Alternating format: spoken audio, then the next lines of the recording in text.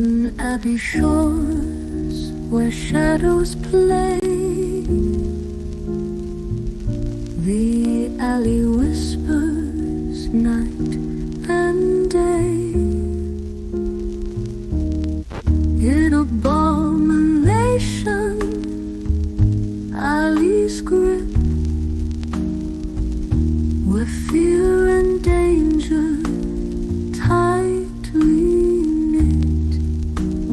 Oh, the alley breathes a tale untold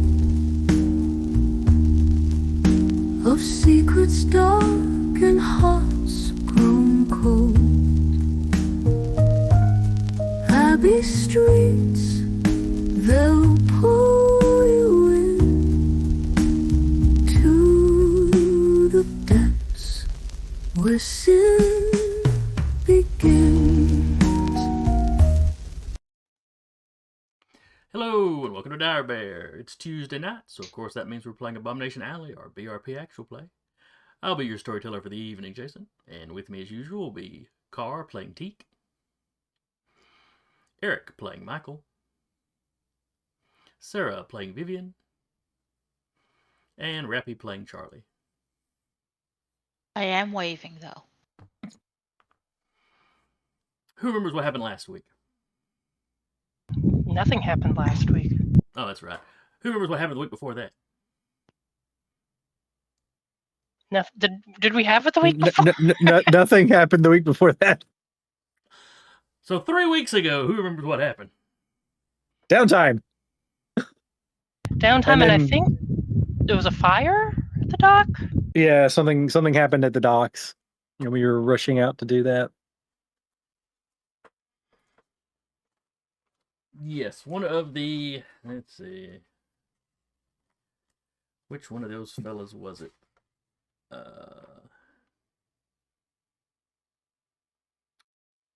Larry or Clifford? It was Clifford. It was Clifford that showed up? Okay. Yep.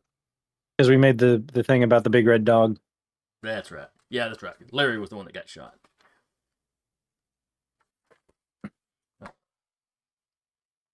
So yeah, he had shown up. Him and Larry had gotten shot at the docks. Something had been going on that caught their attention, and then they, whoever it was, started shooting at them. So he dropped Larry off at the hospital. Larry got winged in the arm, basically, and came and got you. And yeah, as they were leaving, it looked like the Flynn Shipping offices were on fire.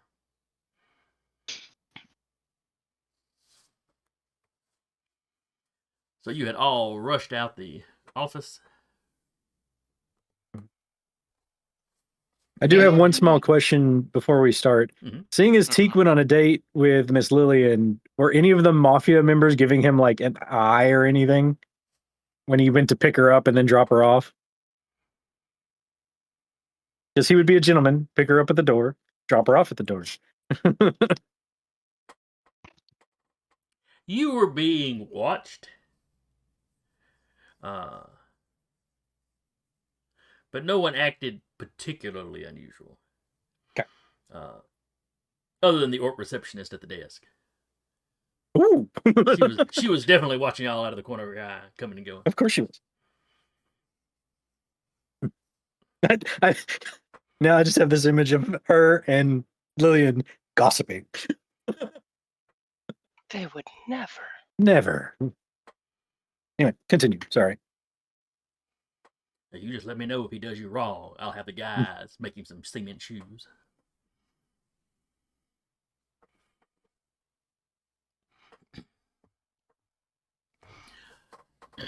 Alright, so y'all race down to the docks.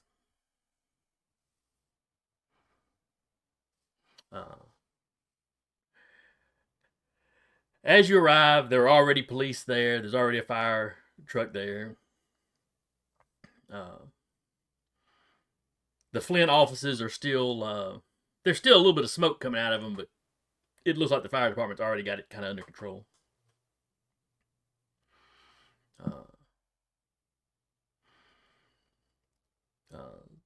there are some workers standing around. There's several members of management are there. You see your buddy from the Pinkertons. What was his name? Tolliver?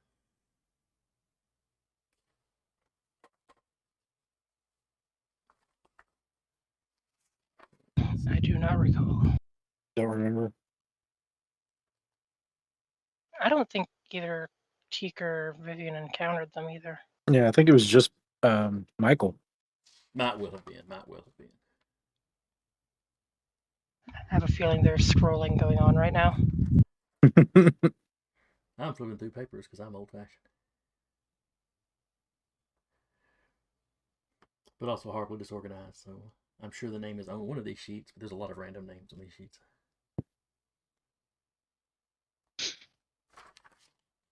You're muted, bud. Just trying to find where all the rest of my notes went. Well, I'm going to assume his name is Tolliver for the moment.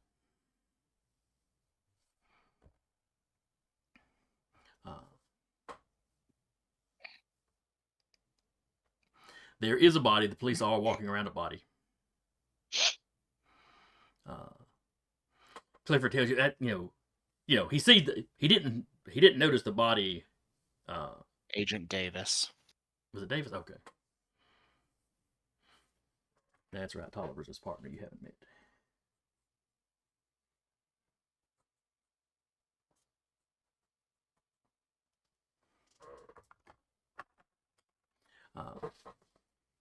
So Larry's telling you, there were a bunch of guys standing around, right over there. We didn't see the body at the time. We just noticed them, and then they noticed us, and then they started shooting.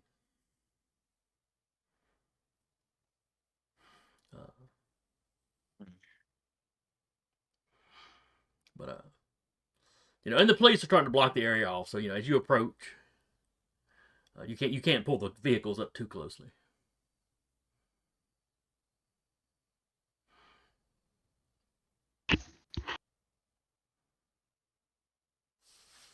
It's not like we haven't hoofed it before. Yep. Yep. And Michael needs to start doing just that. Okay.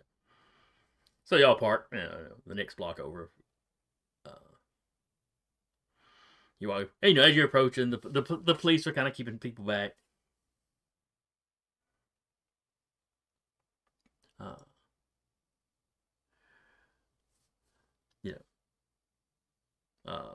Michael, as you approach, because you're kind of in the lead, the officer's like, I need y'all to stay back.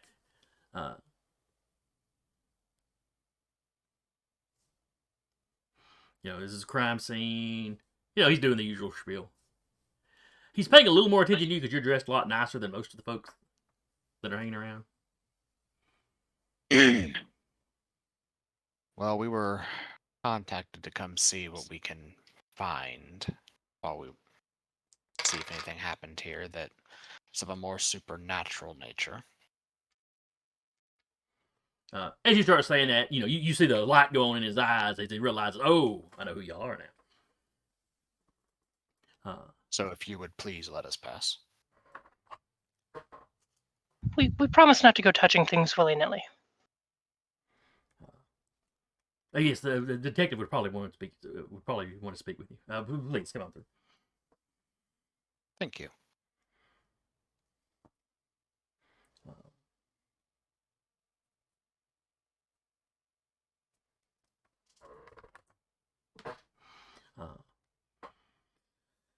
So they're walking up. Clifford's still with you.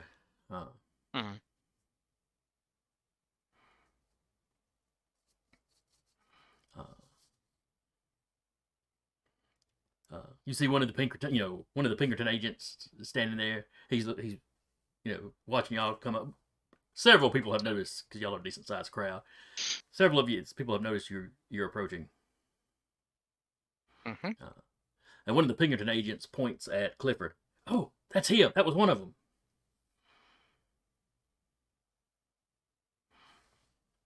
Michael just turns and just stares at them.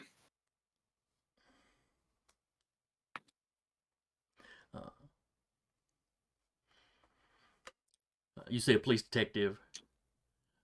He kind of walks up to you. Mr. Anderson, Detective? I'm Detective Clark. I don't believe we've met. We have not. I've read the file though. This does not surprise me.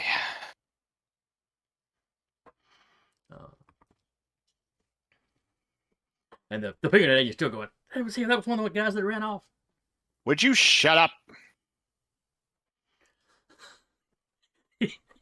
The man looks genuinely mildly offended. He did run off. To get us. Now shut up, sit down, and mind your business.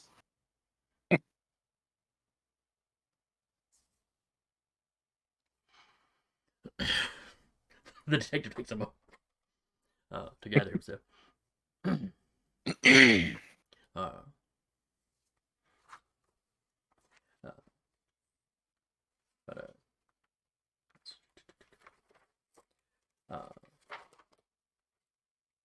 So, Mr. Anderson, the agents there say they found a body. And some of the Flynn Shipping people have identified it as Reuben Drake. A name I know. Do what now? Is that a name that I know offhand that Michael knows? You have a list of the union stewards, I believe. Okay. I never actually gave you the names off that list, but Right. And yeah, Reuben Drake is one of the union stewards. So he recognizes the name from the list of stewards, at least. Yes, Not yes. someone he's actually met. No, I don't So he think you kno- actually met him. Okay. So he nods and goes, yes, it's one of the union stewards, if I recall correctly. Yes, that's correct.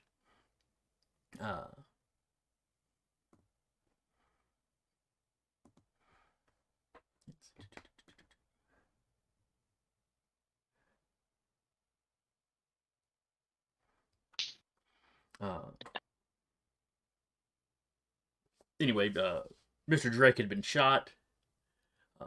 The agents, having heard something investigated, they say there was 2 people fleeing the scene.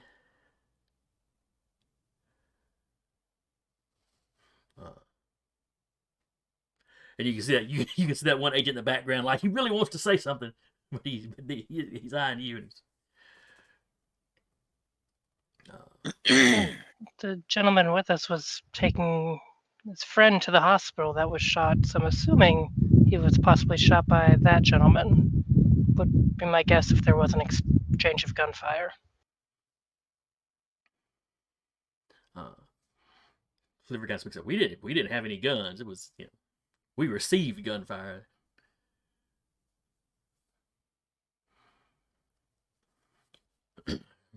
Naturally. Detective Clark's like, okay.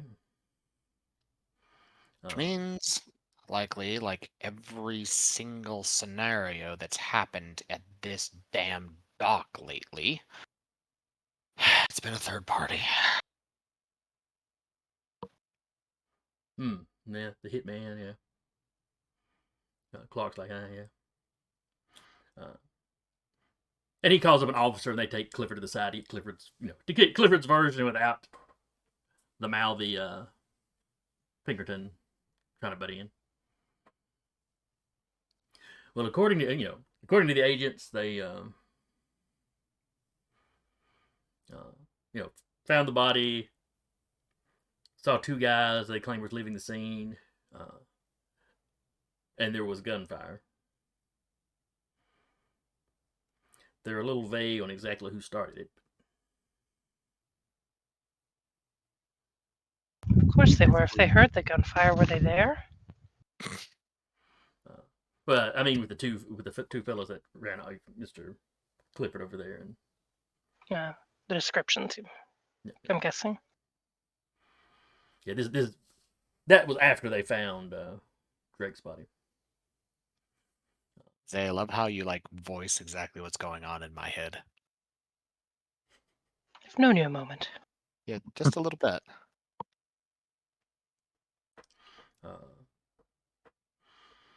But they've got the forensics team on the way. Quick question: is the body somewhere visible that we can kind of see it? Yes, they Not have. this isn't her asking. Oh, okay. Yeah, they Does it haven't look like it covered was burnt and shot, or just shot?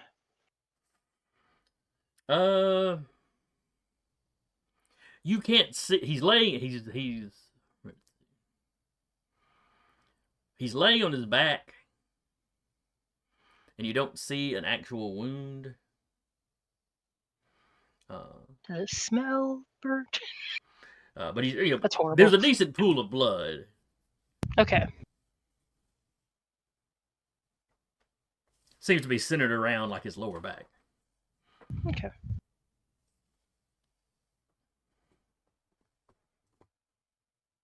The fire and the firefight, like one and the same, or two separate incidences, or don't know this time?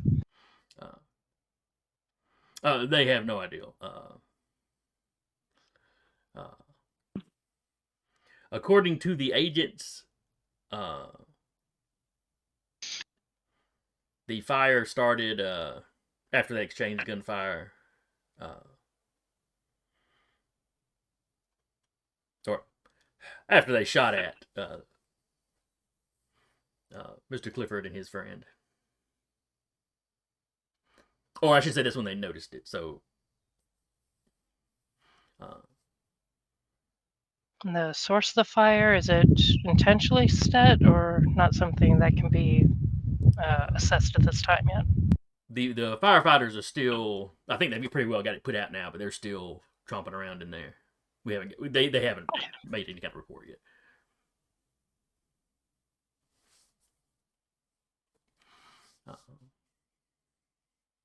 Well, at least it's out, and it looks like there's minimal injury. Oh, we have somebody in the chat. Hello there. Hello. Hello, hello.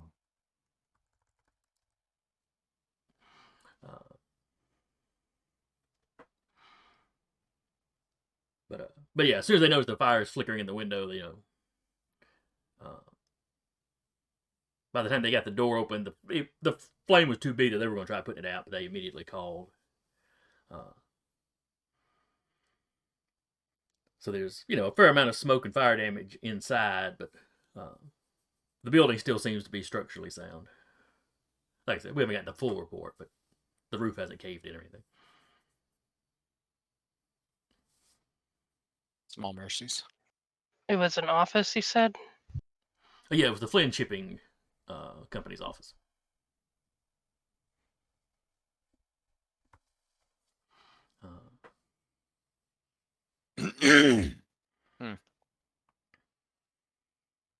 Wonder if they were after something in particular.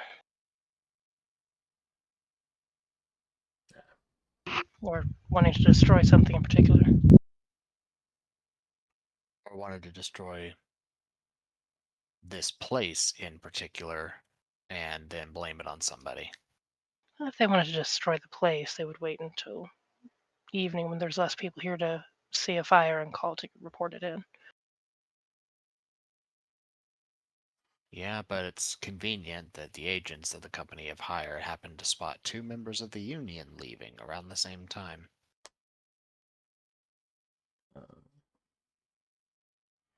I'm sure that part will get sorted. So anyway, the detective asked you, so Mr. Clifford, you said dropped his friend off at the hospital. We've actually got officers on the way there already. The hospital called us about the gunshot wound.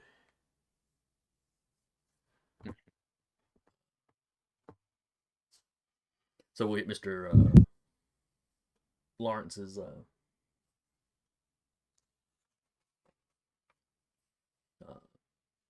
version of Mr. events. Clifford indicated that it was a minor wound. That seemed to be the standing theory, just like a graze? From what the hospital told us, they didn't go into any great detail, but they said it wasn't life threatening or really anything. Wasn't anything they'd be keeping him for. Okay. Yeah, that's good. Mhm. Do you know why Clifford would have come to you without calling the police?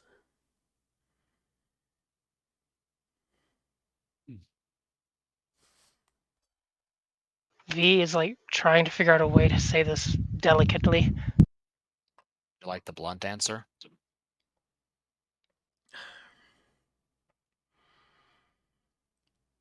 Yeah, I guess I kind of know, can kind of figure what the blunt answer is. Yes, please, just be direct. Don't worry about my feelings.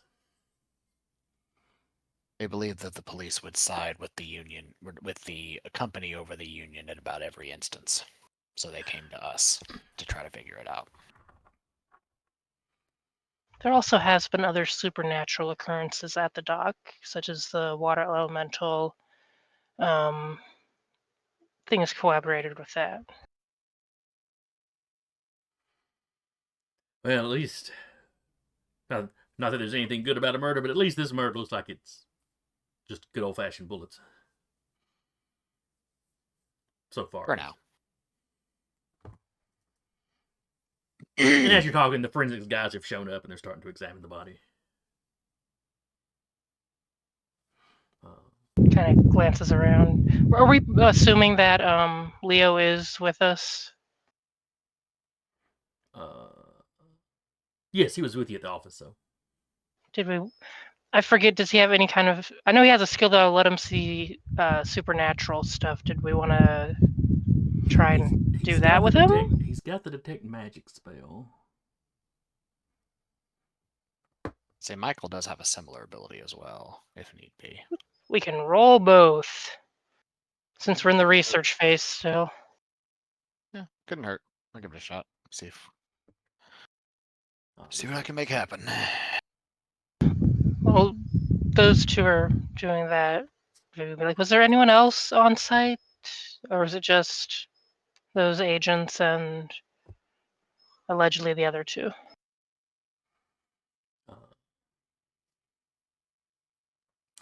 There were other people working at other parts of the dock. It's just late enough in the afternoon that the offices had kind of had mostly shut down. I mean, obviously there were still people here, overseeing workers and stuff, but most of the office's staff had gone home.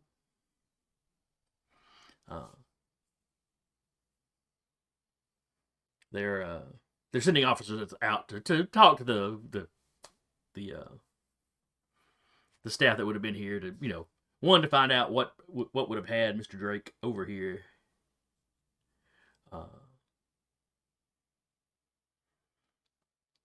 As this isn't really, this isn't the area that the workers would have been, the union workers would have been really doing much at.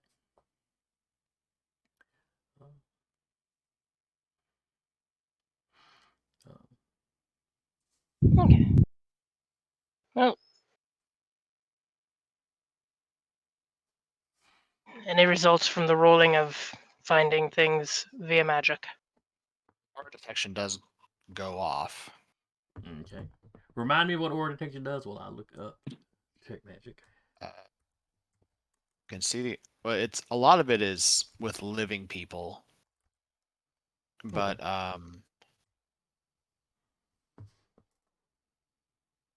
it's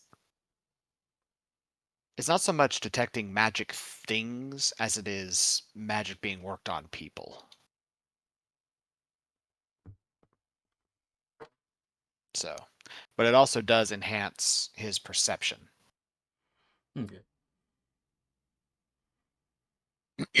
So it's not as much as detect magic like Leo has. It's more of he's suddenly very, very, very good at reading people. Yeah, I know there's some crossover into what y'all can pick up, but then there's also major differences. Let's see. Yeah. Yeah, look, his boosts his perception tasks by 20% towards living things.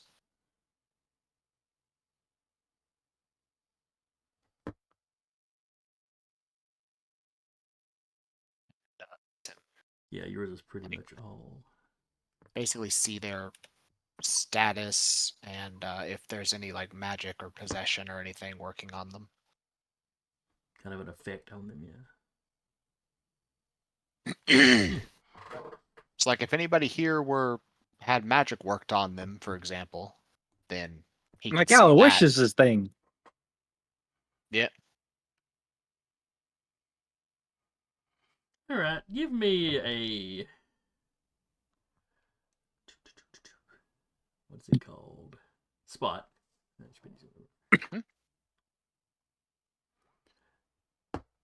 Dunzo.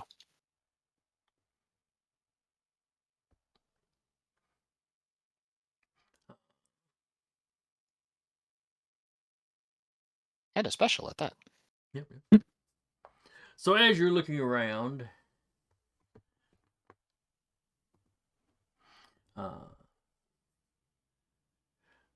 you don't see anything on the body. Of course, it's not a living thing anymore. So, you know, none of the police, none of the managers. The only thing that really kind of pings your radar is glancing around, and there's somebody in the crowd that's got a magical effect on them. You know, the Where crowd at that in the police is putting particular? out. You know. Pardon? Where at in particular? Basically, where the police are like keeping a crowd back. That it's some of Mhm. it's the workers, some of it's people in the people from the area wandering over to see what the commotion is. Mhm.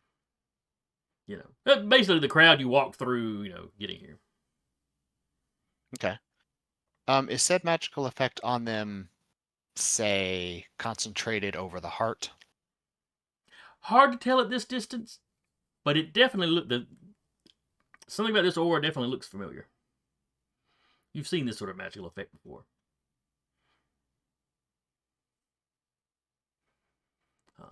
However, I'm gonna vibe check the guy. Yeah. Don't even get it out. It's just we're gonna check him. Yeah, no, I have to make an idea roll to get the info, so which I did. Roll for vibe check. Yeah, I'm vibe checking. All Because right. it's a magical aura he recognizes, so and y'all know how his memory works. All right. So, and the person you're seeing,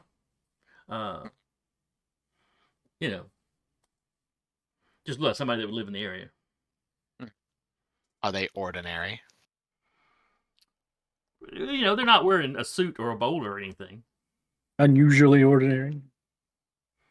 They're ordinary for this area. Not they don't look like a businessman like some of the other, ordinary people. Invisible men. Yeah. League of Ordinary Men.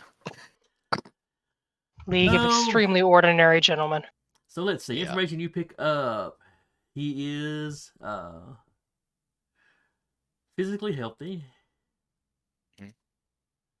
There's something a little off, but physically, he seems to be physically healthy.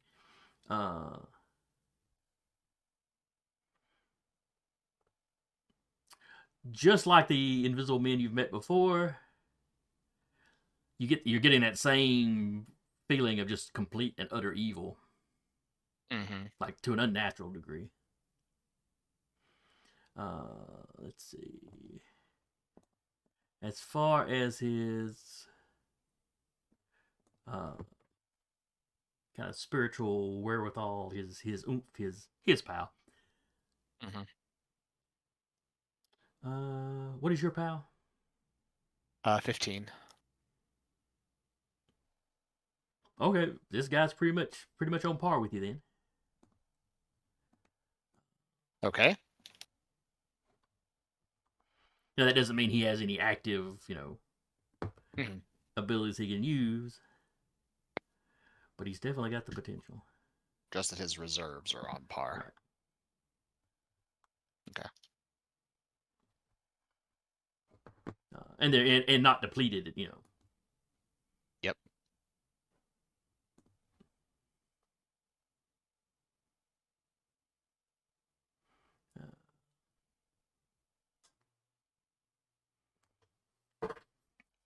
So yeah, all in all, you're getting a very familiar feeling from this one. Detective's still there. Yeah, he's standing right next to you. Cool. Michael cracks his neck a bit. Right.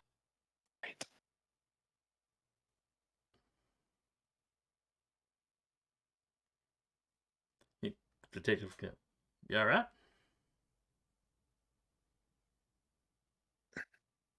Do you remember, Detective, the reports coming from the more affluent districts where we had gotten into a firefight with some people? See, I'm trying to remember. Did y'all ever refer to them as the Invisible Men when talking to the police? I don't remember if we did. What else would we have referred to him by, though? Nope. Yeah, no.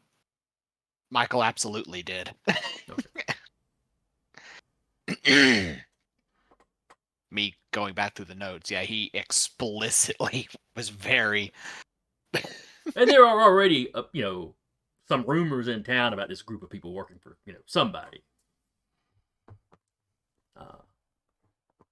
And I know the guy you put in Oh, witness yeah, there we go. protection. Police referred to as arrived, that. carted the group off to be questioned. No one held anything back, and all stories lined up. So, which So means yeah, they so he probably nodded named head. Yeah, the Invisible Man. they probably name dropped Voss as being the one in control of them too. I think they did, or at least they suspected. The Yeah. person they were saving, that's who he suspected was behind it.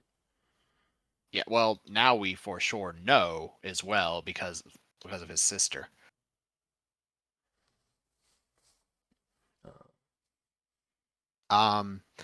But anyway, so he mentions as like, do you remember the report out of the more affluent district about the firefight we got into with the Invisible Men? Yes, like I said, I've read the file. Yeah, there's one in the crowd watching us right now. Oh. And he lowers his head like he's looking at his notepad. But as close as you are, you can see he's got his eyes up. He's scanning the crowd. He quietly, because he's aware that they have some supernatural gifts. He very quietly, like, basically completely describes the guy in question. He has a mole on his left cheek. Will it decide upper or lower?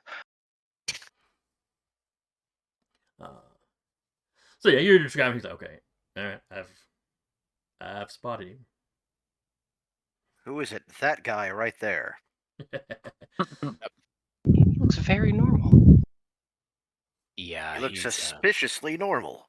Yes, we've covered. yeah, we did that bit, but Yeah. but hey, you're in on it too, so it works. Yeah, you are. You are here with us. Yeah, you are here with us. Oh yeah. All right. Good. And we had you cast your detect magic. Okay, So let's say works in a similar Yep. manner. That's the only reason I noticed this guy is because I also used aura detection. We're throwing And out I- all the checks. And I picked up on him, and then it's like, wait a minute, hold on.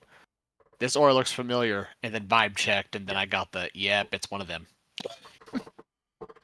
Yep. And Patrick, your abilities would pick up the nearest magical object you can detect. It's not like on you. Yeah, it's locking on. You're locking on to the same guy. He's got something up under his shirt. gotcha.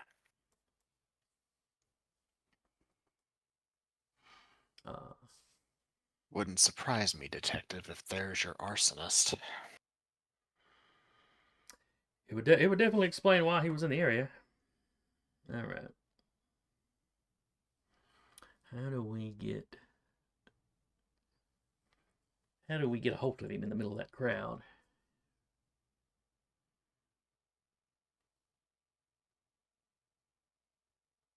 Well, if he starts running, I mean, aren't police good at chasing? Looks around to double check that there's actually other police officers around. Oh yeah, there's plenty of officers around. Yeah, like I said, a lot of them holding back crowds.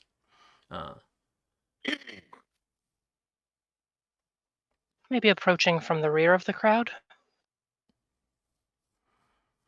He calls a couple of officers over, it basically tells him, hey, don't look, but he starts describing the guy, and they're kind of just staring at him while cutting their eyes. Okay, yeah, that's funny. And when they leave, they head off like towards the toward the damaged building. Doing a slow circle around. Can I do a listen check to see if the guy is like maybe muttering something or saying something or whatever? It's way too far away Talking for to you to hear. somebody. Yeah. Yes. They're at like the but- street, and y'all yeah. are like way up. Oh, okay. We're that far away. Yeah, Gotcha. yeah. Fair enough. I'm just, while my perception skills are boosted, I'm trying to go through them. See how many check marks I can acquire. Ah. That's fair. That's fair.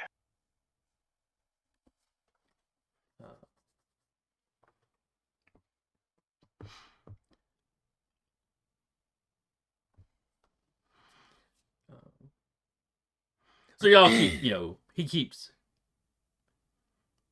The detective's basically, still talking to you, still acting like he's writing stuff down every now and then.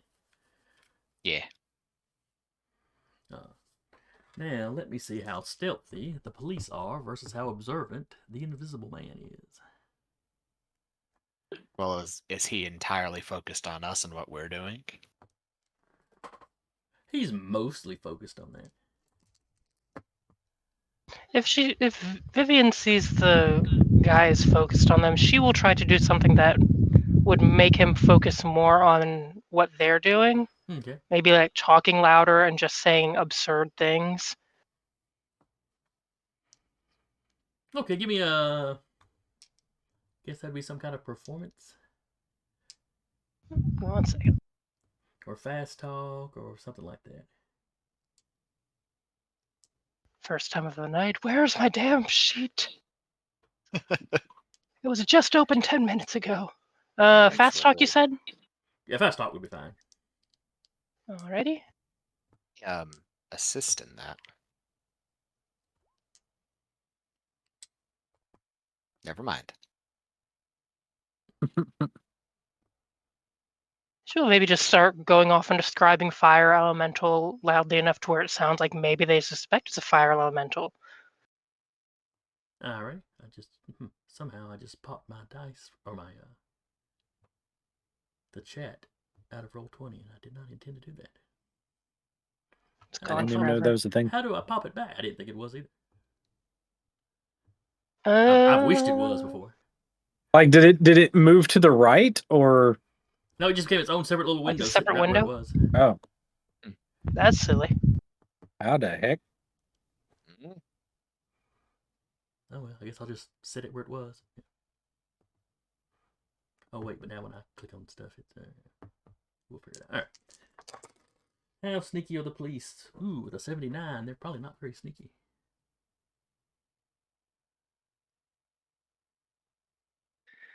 The guy might be distracted.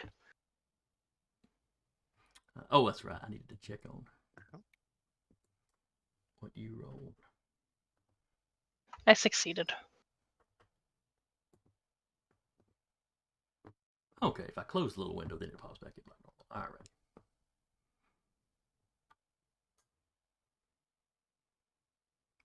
right. All right.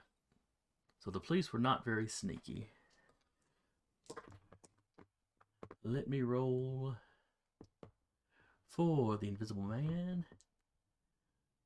But him, I'm giving a -2.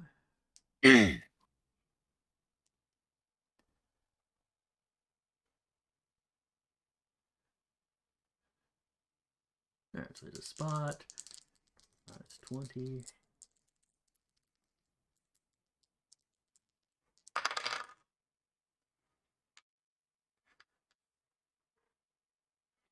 I believe that's 2 79s in a row.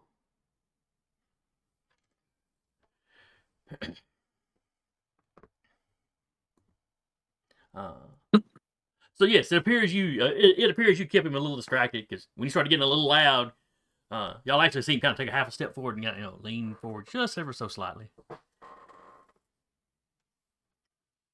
And it's not like other people in the crowd haven't noticed this little production, but Mhm. She's just describing fire elemental. She's not saying the fire elemental was involved. Just saying maybe. No, Like, no, hey, not we even have saying a- maybe. Like, well, Here's we what a had fire elemental does. maybe the police asked, like, could it have been, and they know we're into the supernatural stuff. Yeah, she's not trying to throw out rumors, but just be obnoxious and loud.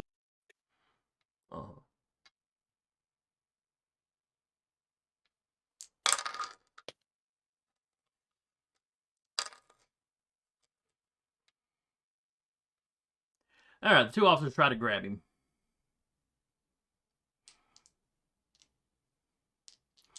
My audio cut out there. Who? What? The two officers trying tried Two to. officers. Let's see. Ah, there's their grapple. Ooh, his grapple's quite good. But they're catching him by surprise, so there's a minus there.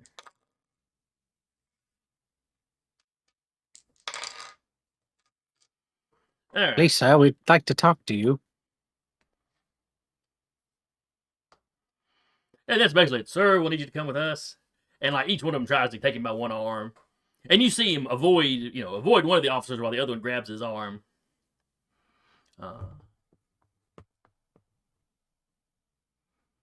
And there is a fight on. Uh-oh.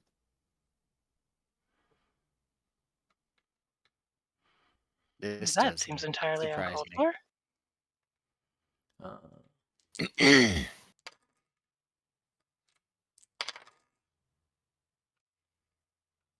Oh, that poor officer.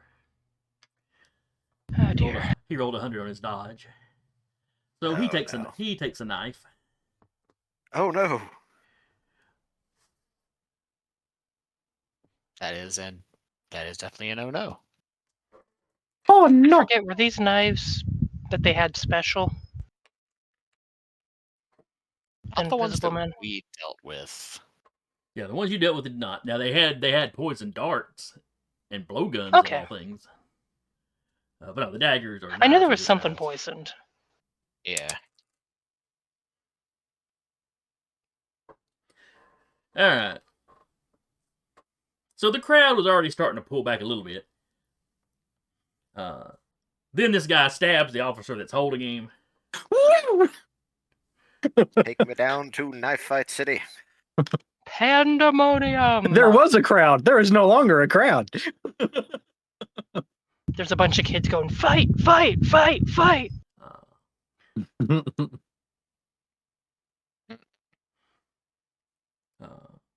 The officer, the non-stabbed officer, goes for his nightstick. You know, having the presence of mind not to pull his gun and start shooting in the middle of a crowd. Yep.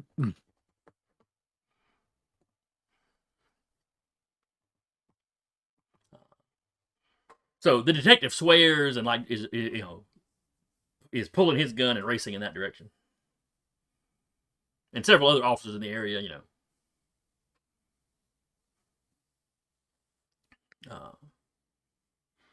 Agent Davis and a couple of the Pinkerton agents are even start heading that way. What's the crowd doing? Are they uncontrolled fleeing? What are they doing? Because Vivian will try and kind of Most of the corral crowd them away. they're just scattering. Okay. There's a few people that are backing up, but not like they're leaving. Okay. It's a knife. They're using knives, not guns. As long as I get a little space, I should be okay. So you got a few looky-loos that are hanging around. But... They're starting betting.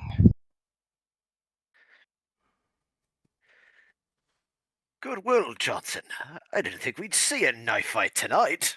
Oh, jolly good.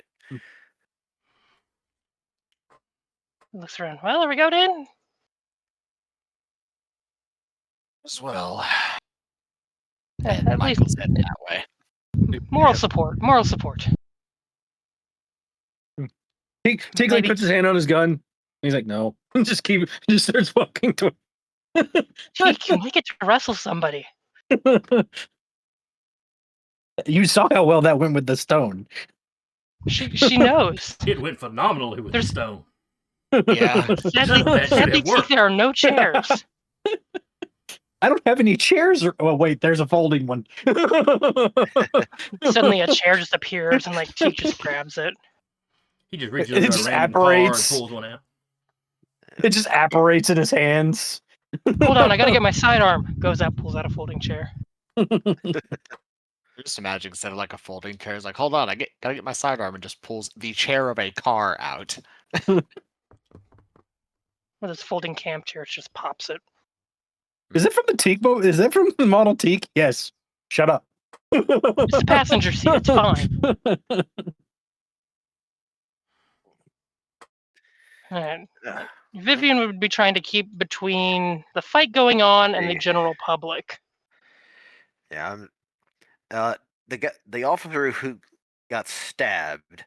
Besides getting stabbed, how does he look? Like, how bad does the? Was it in a lethal location? Was it in a? Does a kidney come out? Give me a spot check, Patrick, because you're some distance away.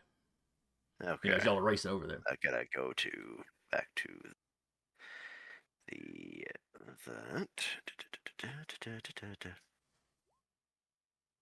Yes.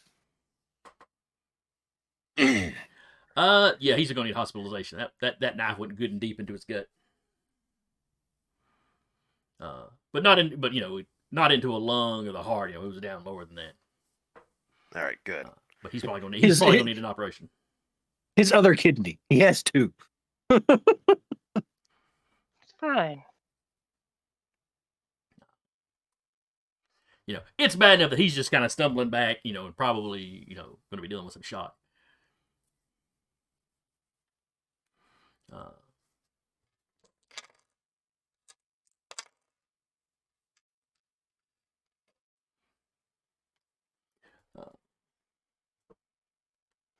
Vivian putting herself between the folks. But hey, give him room, give him room. Now, when you start yelling, people start backing up, and some of them are recognizing you because, I mean, truthfully, they recognize the crowd, or your group when you walked up. Mm.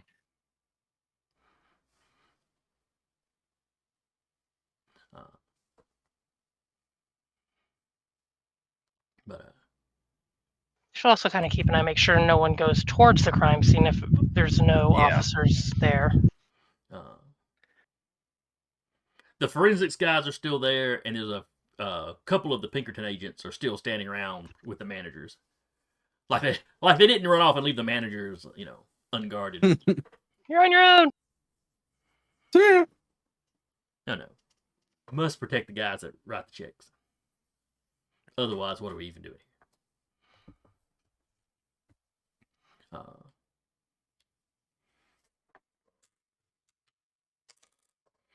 All right, so the officer with the nightstick and the alleged invisible man with a knife, they're going back and forth. The officer gets cut. It's not a bad cut, you know. It's one of those, you know, kind of flesh wound. You know, takes it on his forearm where he was you know, swinging the stick. It's but a flesh wound. I got better. Yep. Everything is a flesh wound. Your bloody arm's gone.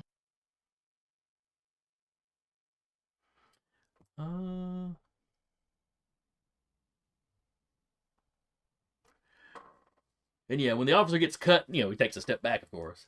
And the invisible man just tries to take off. Quick, stop that invisible man. And How close are we to him at that point? Oh, you're pretty close. He's got like a 10-foot head start on you at this point. I try to close the distance, basically just deck him. yeah. I'll try to get him, like, I'll try to actually get between him and the door. Well, we're outside. We're Yeah, outdoors. You were Okay, outside sorry. in the parking lot area. Okay, I'm sorry. That You're all good. detail was not mentioned. Sorry. No. You got here late, so it's all good, dude. Yeah, he was standing in the crowd, basically outside the crime scene, and now he's like trying to Gotcha. get across the street. All right. So trying to close the distance. Mhm.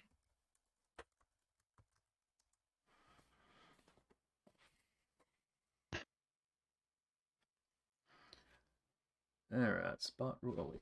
The chase rules are on page 143.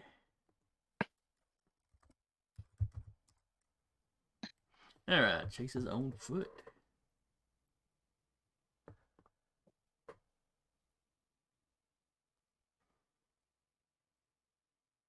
All right, what is your move rate? Standard human. Question: how far away did we park? Like the One next block. block over.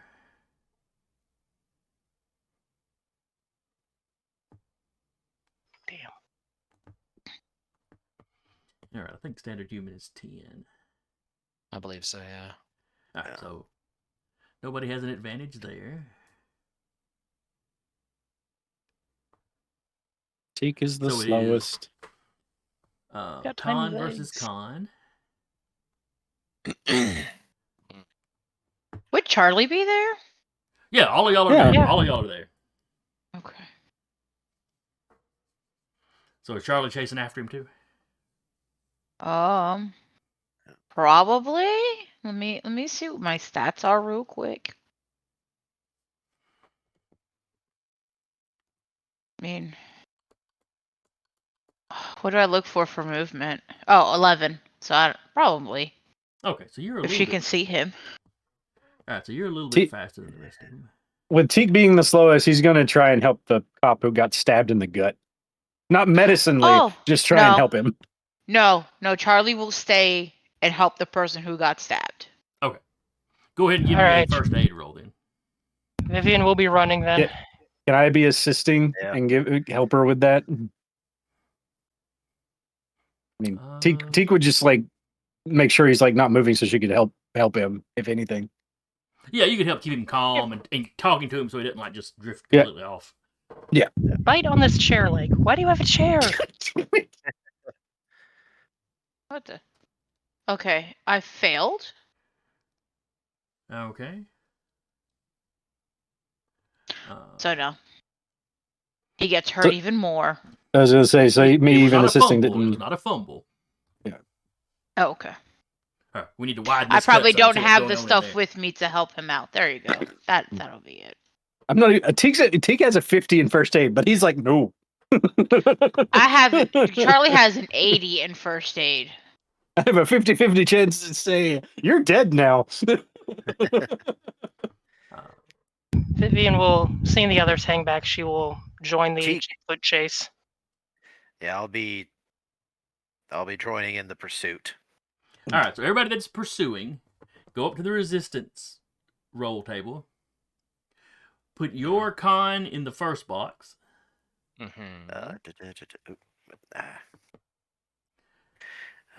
Resistance table Archon, you said, correct?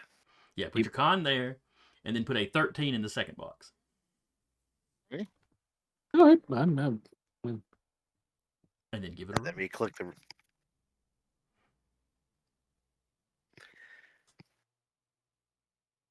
And then just click the. Yeah. Yeah, then just the resistance roll table. exactly. All things in balance, as they should be. Patrick, I think you needed to put a 13 in there in the right box, but you put a 0. I've got a 12 in one and a 13 in the other. The Weird, roll, because it Yep, says put the- yeah, the You roll rolled a thing 12 and a came 0. up saying 0.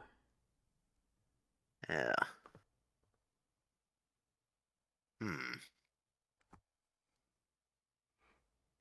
Fascinating. First Yeah, well, if you got the box. two numbers in there, hit the roll table again and see if it just took it a second to. Yeah, there you go. Okay. Yeah. The weird part is, though, with the number I rolled first, I would have succeeded.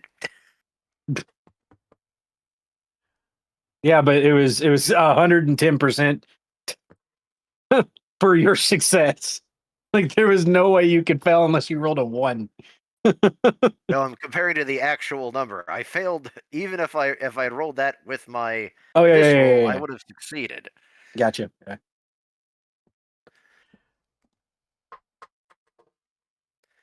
All right, Which means so there is a speed spell I can learn. I might have to learn that. oh yeah, what is the baseline speed for an orc? 10, I think. Yeah, I think it's 10 for everybody. Yeah, move 10. Mine is move 11. Mine is move 6. No, yours is orcs are 8. Or are you a half orc? No, there are no Orcs half are. orcs. Oh, Yeah. okay. So in that case, Move 8. I put the wrong number in. No, we're putting Accord- Con in. He's- No. I put On a his sheet, I 10 think he for put my the, move. the sheet on his. Yeah. Your move okay. for an orc is 8 according to the Okay. strange folk sheet. All right, corrected. All right. It hasn't really come up until now, but yes. I don't think we've had a foot chase that we've sped about by now. No.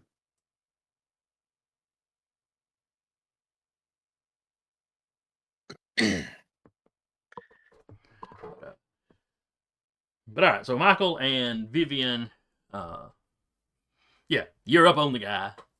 Leo's just a step or two behind. Would Vivian having a speed of 11 do anything? Probably go first. Yes. She's doing this in heels. Yeah, I think you're just flat out faster than him. The chase rules only talking about people of the same movement going up against each other. What she's gonna do if she catches the guy, she doesn't know. But Well, you're up on him. You caught him. He's still got a knife see in if his she hand. can do anything. She'll. You know what? Fine. Let's ruin her day potentially. Can she try to grapple him? Absolutely. Like if she was trying to trip him, would it be like a grapple, or what would that be? We would still call that a grapple. Yeah. Okay. Fantastic. Let's potentially ruin my day.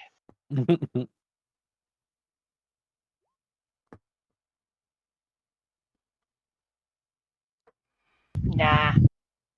Yeah. So you get caught up with him and you try to kick out with one leg, but he just sort of hops over. Doesn't break stride. Still up on him. Yeah. You're still right there with him. And Michael.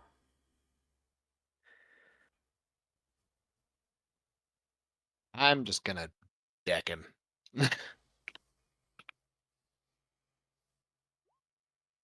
No. Alrighty. We're trying so hard here. I'm gonna. You know what? 1, 2, 3, 4, 5. I'm gonna re-roll that. Pardon those PowerPoints. There we go. Oh, because that's a special, it's another D3.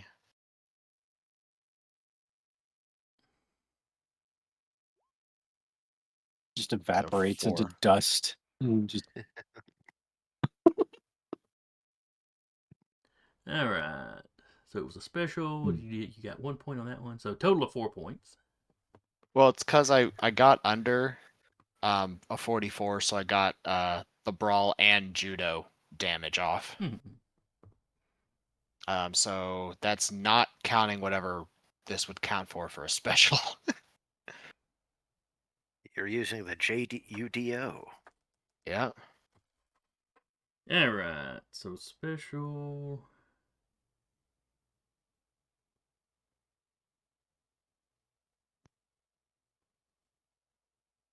Special damage summary.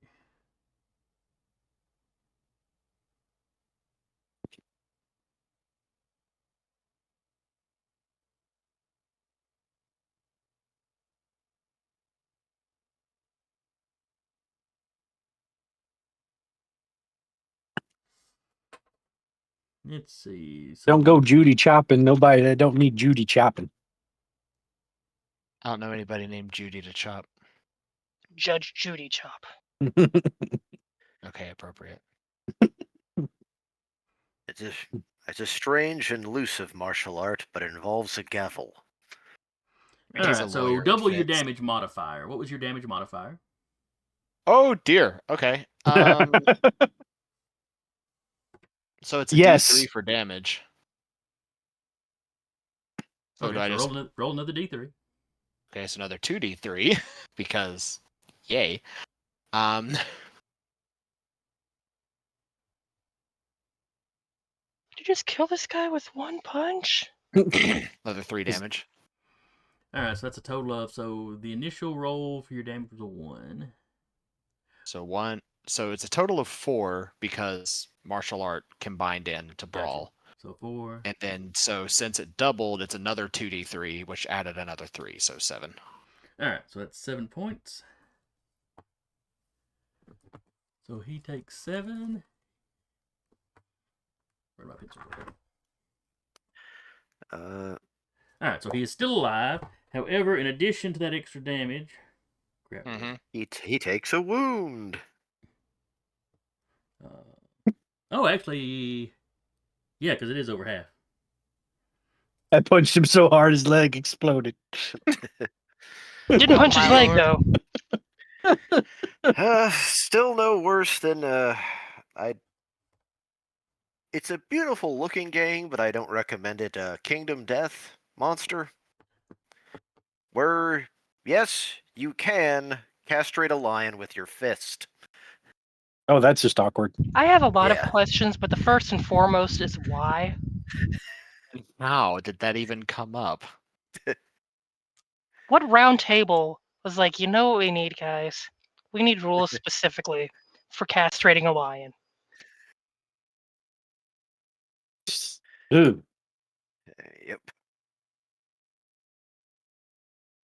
Alright, needs a 65 or less for a stamina roll. Alright, he succeeded, so he is not stunned from the blow. Things that make you go, what the fuck? Yep. Why? Things that make you go, sir. Are you okay? Gentlemen, please stop. Alright, hit there should be a button on your sheet, Eric, for wounds. Yes. Major For wound. major wound? Yeah, Where go are ahead and click you? that. It's under your armor stuff in a black bar. I'm telling you, his leg is going to explode. Oh, that's why I never saw it. Okay.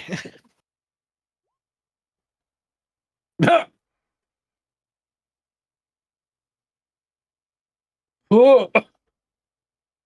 I don't. So, I mean, his leg did there. explode. I just Alright, can't wrist or see it. hand Okay, there. damage. So basically, he kind of sees you coming, he throws up a hand to try to parry it. Well, it says legs also can be affected too. We weren't punching his leg. Yeah, that'd be very Cool. awkward. Punch that leg. That'd be very Punch awkward to that do a full leg. run. Now, if Teague did it, Lean over. I mean, Yeah, T could manage it. I was like, He's a leg punching height. maybe he just drop kicked the dude's leg. You said punch. you said Yeah, punch. I yeah. did. I know. Well, let's be honest. If Teak did it, the lion option would be on the table. Stop it. Alright. Even will be left, odd will be right. It's odd. So you caught him right around the wrist. You think you felt a muscle give, or not a muscle give, a bone give. That is also the hand he was holding the knife with. So the hand kind of goes limp, and the knife hits the ground. He doesn't scream, but you definitely hear a sharp of breath.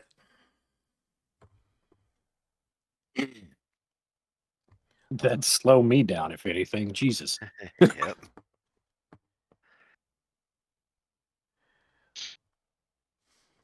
Alright, in the next round, y'all are crossing the street. Everyone, give me... Time for Frogger. Time for Frogger. So give me agility rolls, everyone. Wait a Everybody? minute. Well, Those who are chasing. everybody that's in the chase. Everybody that's in the chase. Chasing. Yeah. Okay. So when he said everybody, I'm like, Or- Now, excuse me. this is the next round. You can make another first aid roll if you want to. Okay. Good. Is this at normal or? Yeah, this is just normal. Success. Yay. I do not Frogger. All right. So, Ah. Charlie, you're searching around in your purse or your doctor bag or whatever, and finally you find some gauze and you're stuffing it in there to help stop the bleeding. Yeah, this guy's definitely gonna need. There's definitely gonna need to be some surgery. You can't really tell, for sure if there might, there's any organ damage in there. But you can tell by the lack of a certain smell that at least his intestines were not ruptured. But he could have taken it in the liver. You're not really sure. Yeah. Okay. But there's probably gonna need to be an operation. So, he's bleeding rather bad. But like I said, you're stuffing gauze in there to try to stop the bleeding. You're probably giving Teak instructions on helping hold the wound shut or putting pressure on it. Mm-hmm. Right. Also, just so you know, the first police radio system was implemented in Detroit in 1928. You were looking it up, weren't you, Fur? Yes, because I didn't know if they had radios yet, and it's close, Radio but not in the yet. wound. Yeah. Well, Yeah. They might have. radio- They might have had them in the cars by now. No, because they did not have them even in the cars. The only thing they had was the call boxes. yeah, Oh, okay. because radios even in World War I were like cart-sized things. Okay. Implemented in Detroit in 1928 when the police set up a one-way radio system to broadcast crime information to police cars. Okay. So it wasn't a car number one calling in. It was just, hey, be on the lookout for this. Yeah. Mhm. Yeah. All right. So let's see. He needs to make his agility check. I want a 18 like big truck just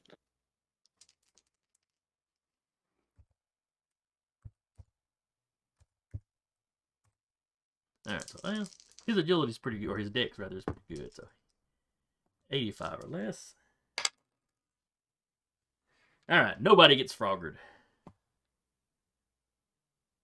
Oh wait. Oh, I get Froggered. I Ah. failed. All right. So running through traffic.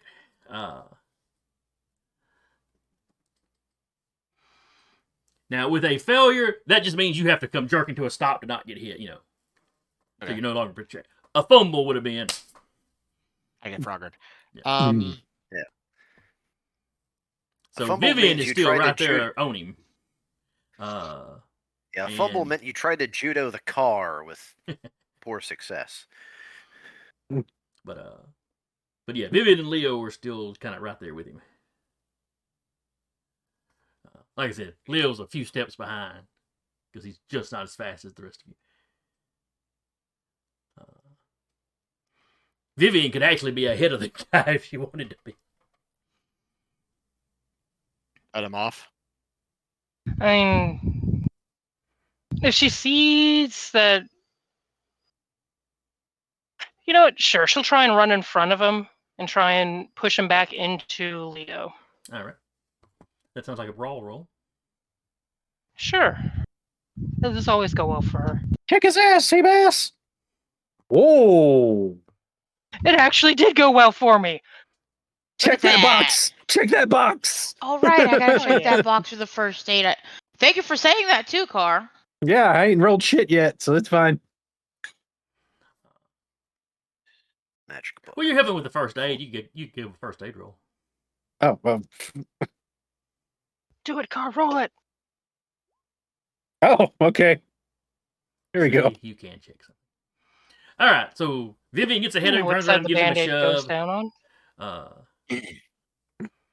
And it doesn't knock him down or anything like that. I You assume just he sort stumbled. of arrest his forward momentum,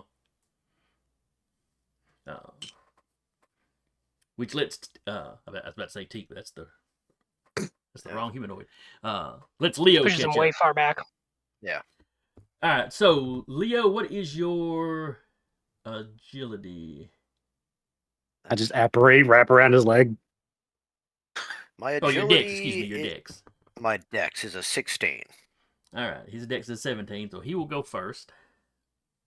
Wonderful. Let's see. He doesn't have his knife. Let's see. He's not currently carrying a sword. That's good to know.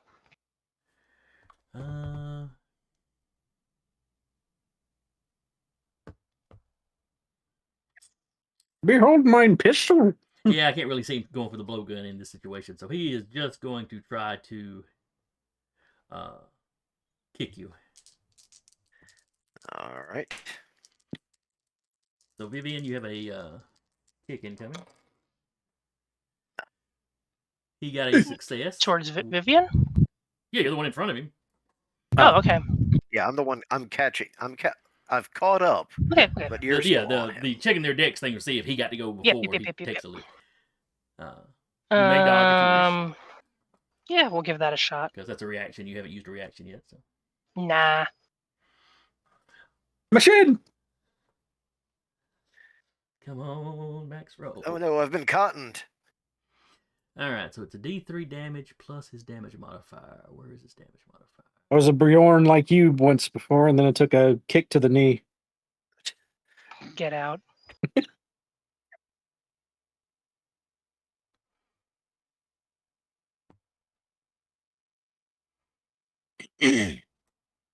Oh, he's not strong. He's not physically strong enough to have a damage modifier. That's disappointing.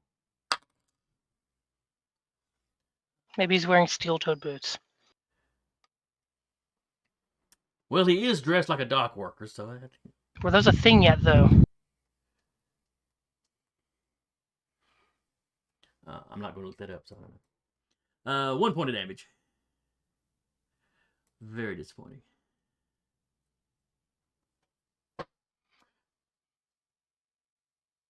And then it's Leo. All right. Oh yeah, I roll will- the cops to try to catch up too. They're being more careful crossing the street. I'm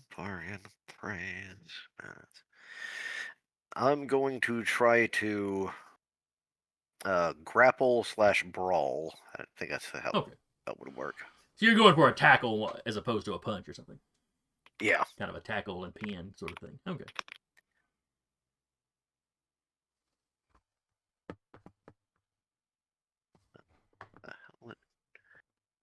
Oh, there it is. Yeah. Okay. Success. He's going to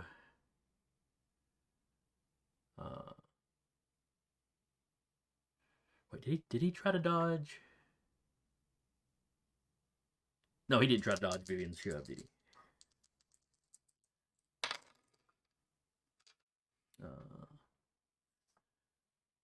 Okay, well that's a failure.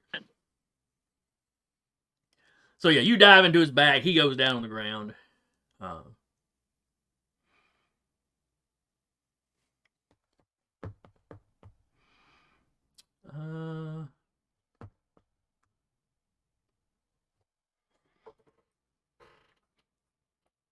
Let's see. I'll go ahead and give you the damage because you are, tackling him on concrete.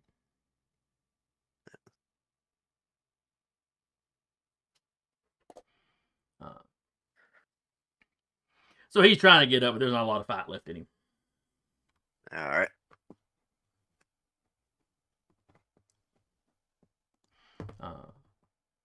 So you're wrestling around with him, but in the time that's taking, everybody else, the police, the Pinkertons, Michael, everybody has gotten around him. They've caught up. Yeah.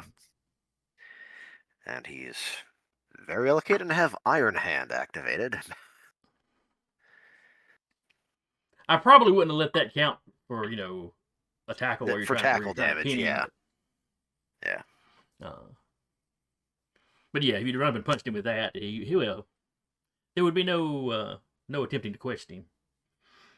Yeah. But So yeah, the police run up. The detective has to call some of the officers down because they look like they're about to put the boots to him. But he's already looking rough enough that the detective wants him to question. So they get a search. They they do find the little blowgun and darts like the other ones had. But apparently that and his knife were all he had on him. He has no identification. He has a little money clip with a couple of bucks. I forget, was the coin embedded in the skin? Yes, there was a slit made in the skin. Okay. And it was slid up under there.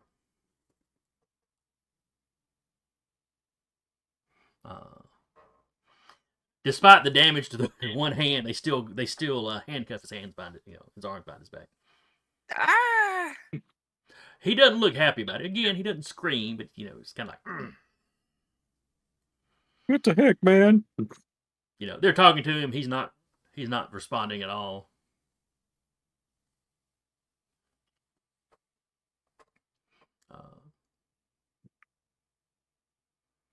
The detective walks up and starts feeling around in his chest. Yep, he's got one of those coins.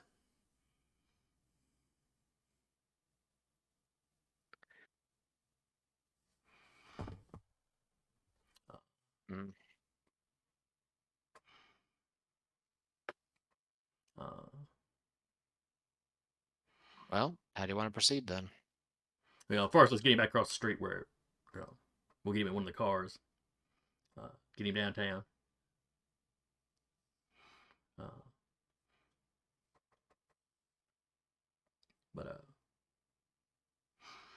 So yeah, they stop traffic. Y'all go back across. No risks of being froggered.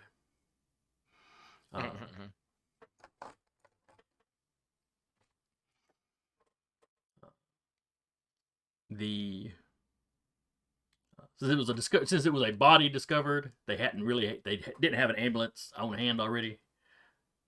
But an ambulance gets called in to take the officer away.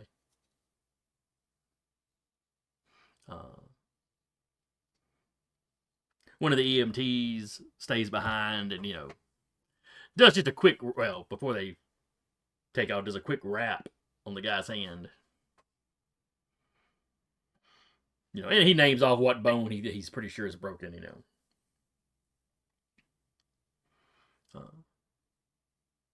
The police seem far more interested in getting him to the police station than to the hospital. Gee, I wonder why. I don't know. Yeah, you'll live. It's like he stabbed one officer critically and then wounded another. It's Yeah. wild.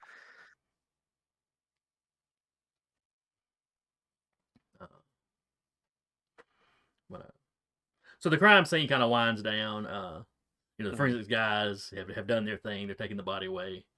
They talk about the fact that they're going to extract the bullets and do run ballistics on it.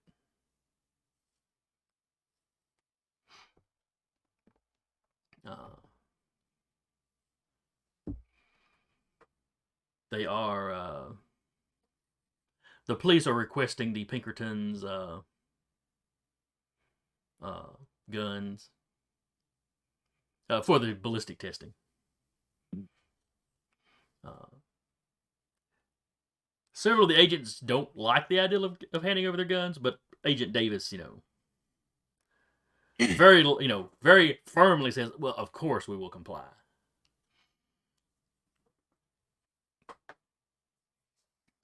Obviously they'll want them back as soon as the testing is done.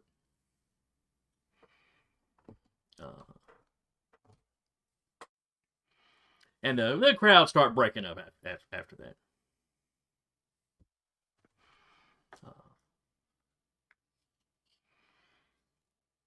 Detective Clark, thanks for your help.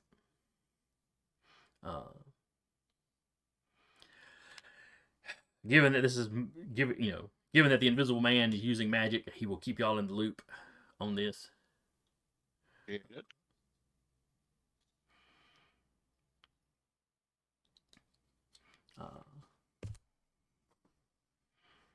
Let's see.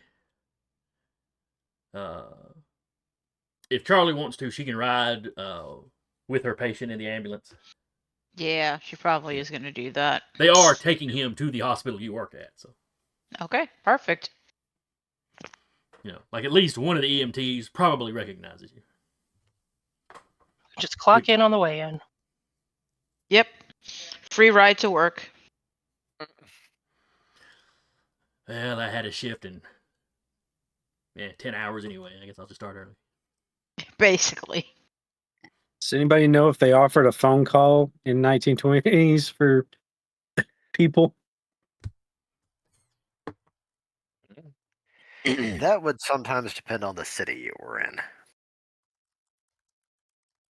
Because the reason I'm asking is because if so, Teak would say probably don't want to give him his The phone phone. call until you interrogate him.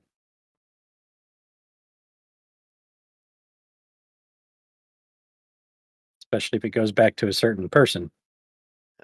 Well, Oh, it will. Just more time, the better.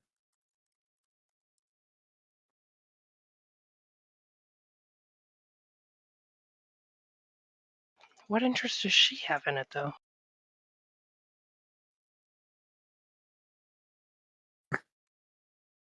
Who knows? I mean, I get probably the greater scheme of things might be better for her wallet, but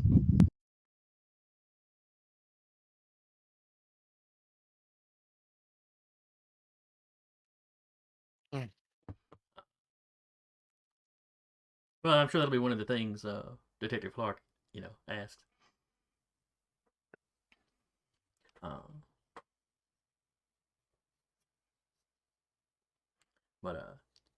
So anyway, Charlie, when they get him to the hospital, I know obviously there is a doctor currently on shift.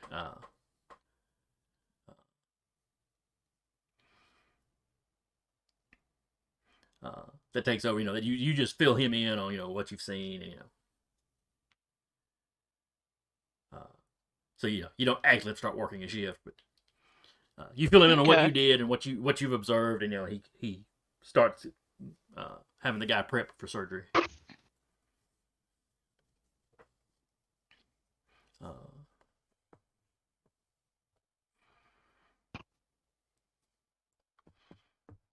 Let's see. Meanwhile, back at the crime scene, after the bodies, after the injured folks have been carried off, well, the one officer with the cut on the arm, he let the EMTs, clean it and bandage it, but it wasn't bad enough that he's just, going to go run up a doctor bill anyway. Yeah. Because it's the 20s, the police probably won't, force him to go get checked out. if you get sepsis, it's your own fault. He'll be lucky if he gets the next day off. But so yeah, the crowd largely starts breaking up. What are the rest of you doing? Is there anything else you want to do here at the dock? I mean, do we want to look around for anything? We haven't really looked around Yeah. much. Yeah. Oh, I almost forgot with the excitement. I almost forgot. The firefighters would also finish up, at which point the probably wouldn't be the chief, whoever the head firefighter is, on scene. Mhm. Or maybe it would be. Maybe the chief would roll out for that. I don't know.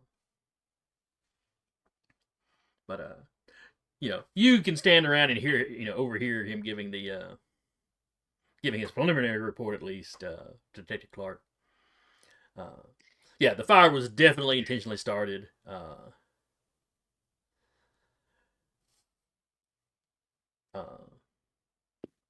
Like literally a bunch of papers in the room stuffed in a garbage can and some sort of accelerant used. Could have been gas, could have been lighter fluid. They don't, they're not sure, but it's something along those lines.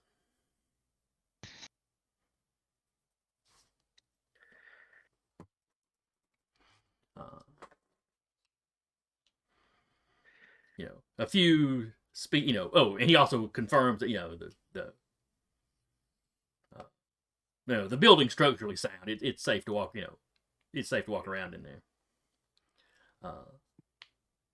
the fire did a real number on the office it was initially set in, and damaged a little bit of the surrounding Mhm. offices. But when they spotted it was when it was just starting to get to the I don't know if you really call it a lobby, but the little front, the little front desk area, where you can see it through the front windows. Reception. Reception, that's it. But that area, they're gonna need to repaint or whatever.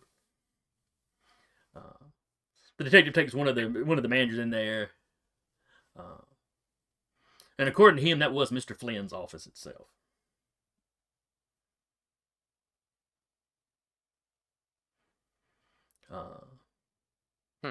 In fact, if y'all hang around, Mr. Flynn shows up.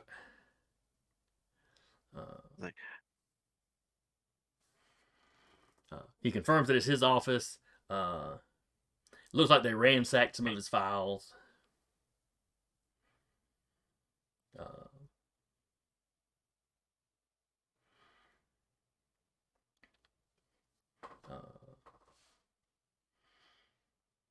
There's not much salvageable in that room. Yeah.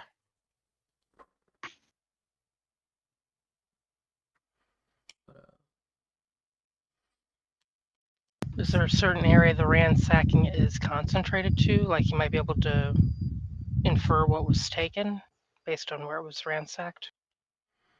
Well, he just has two big two decent sized filing cabinets in there, and they're right next to each other. But he said,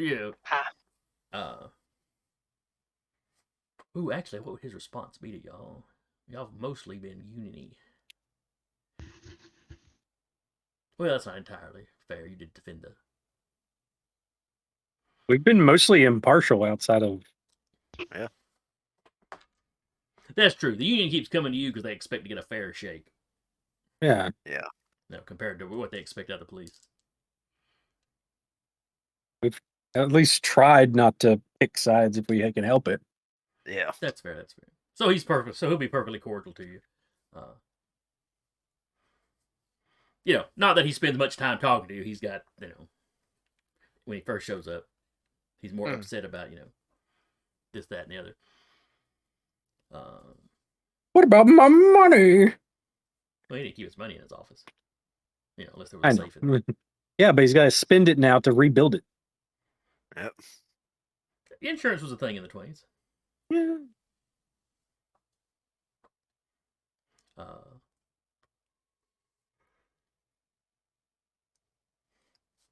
So he leads Detective Clark in there.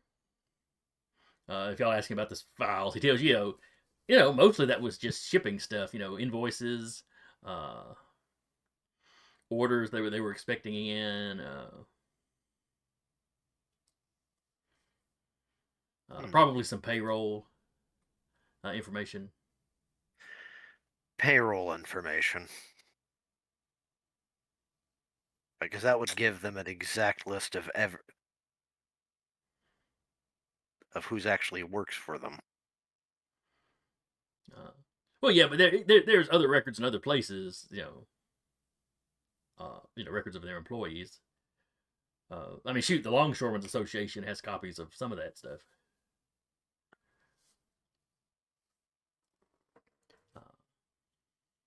What would I roll to non-magically vibe check somebody? Insight, wasn't it? It was just insight. Yeah, I think insight's the right one. Speaking I of, just want to see if he's just, being on the up and up, like not purposefully obfuscating stuff. so inside this.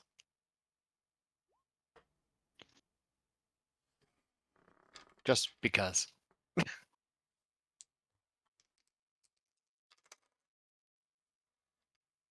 Maybe. I don't know. If the stars align and you can hit the right button.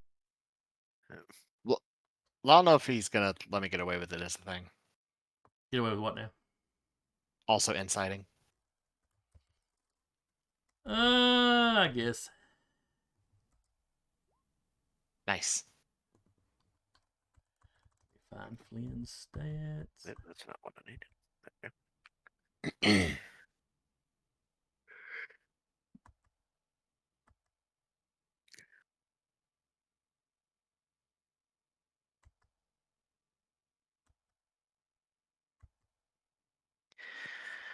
And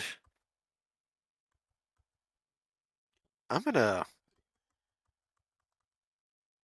Did I actually use my magic sight on the crime scene, or did we just get here? Because since I wasn't here last week, I want to kind of get a good idea of the timeline. Yeah, y'all were just arriving when the session started this time. Okay. And yeah, as soon as you got there, basically, we had you do the detect magic and Michael do his aura thing, and that's when y'all picked out the invisible man.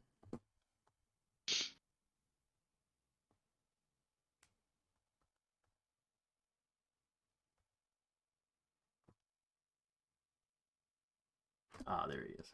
About time I found him.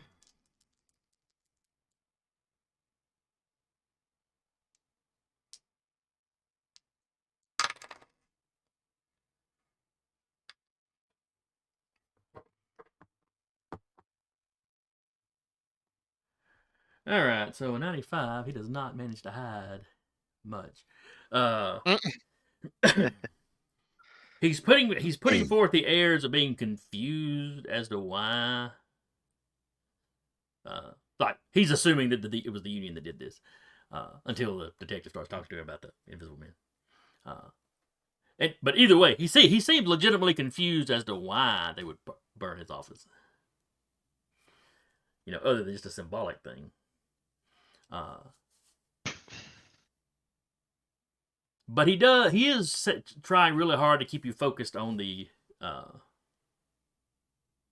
filing cabinets, the damaged filing cabinets.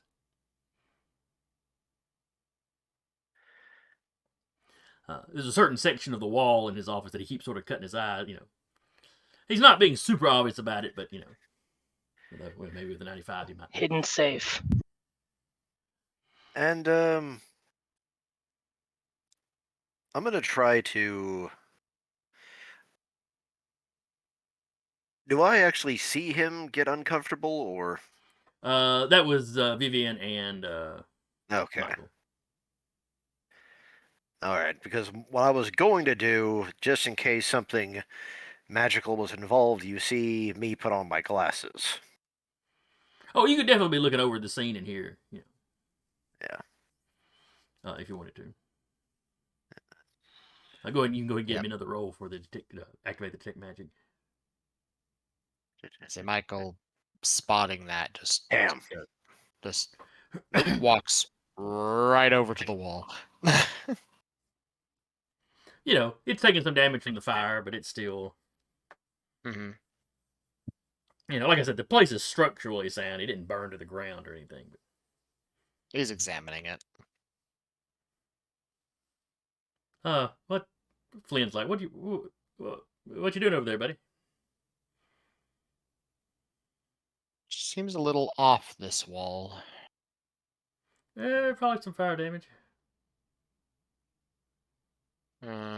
Oh. Seeing Leo put on the glasses, she'll kind of try to play along that they're examining it. She'll be like, "You sense anything magical over there?" And looking at Leo and motioning to the wall where Michael's looking. Yeah. Now my Maybe roll was, residual something. in other words, the Play along. there's something there, but it's still very fuzzy. Detective Clark comes over and starts looking.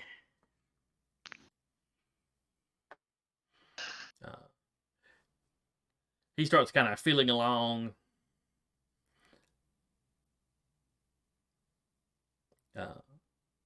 And it's like what's left of a little decorative thing on the wall that he kind of pushes that, and you hear a click. Flynn's like, fine, yes, there's a safe behind there. Why were you trying to hide it? Well, it's a hidden safe. Yeah, but you're kind of making it obvious. And two.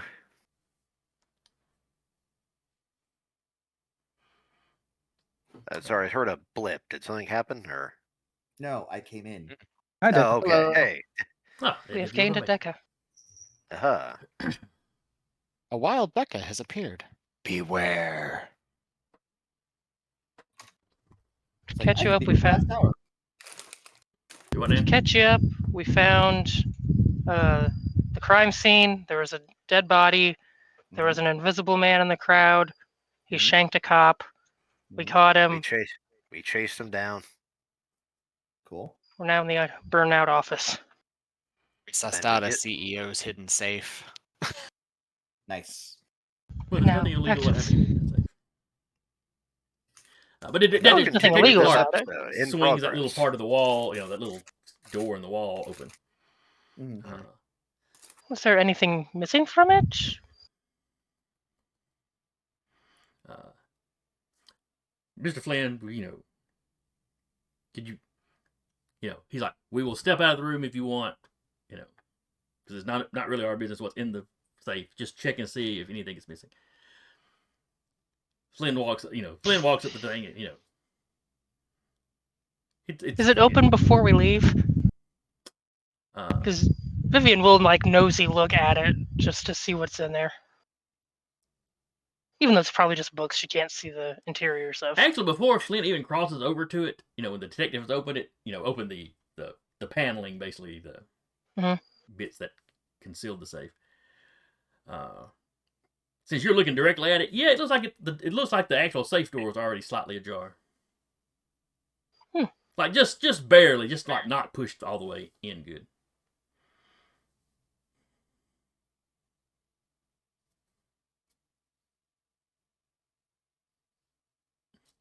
She doesn't mention that part.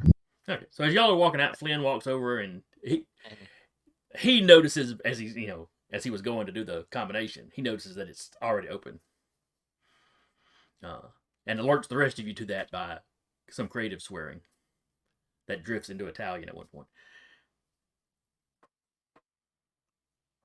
And then he swings the safe open and starts, kind of, looking through stuff.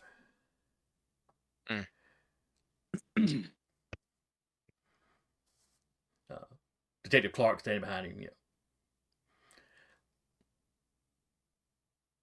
He doesn't even ask him, is something missing? He just asks him what's missing.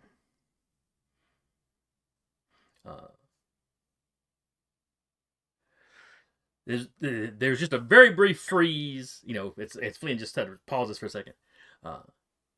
Well, there's some cash missing.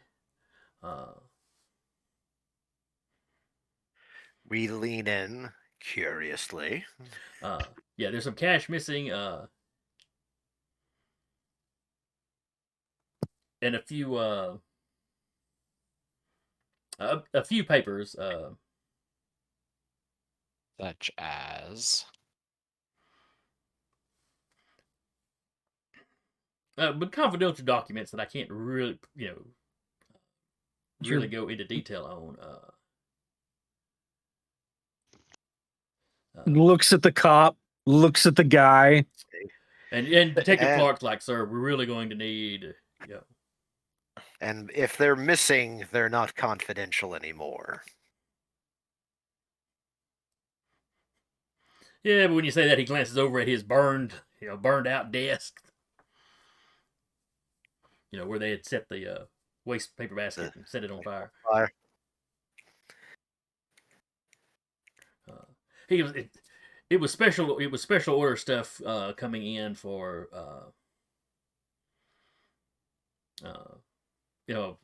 high dollar clients, basically.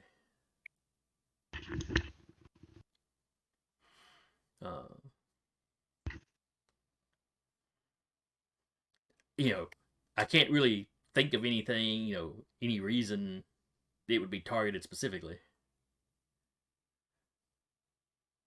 What did these special orders involve?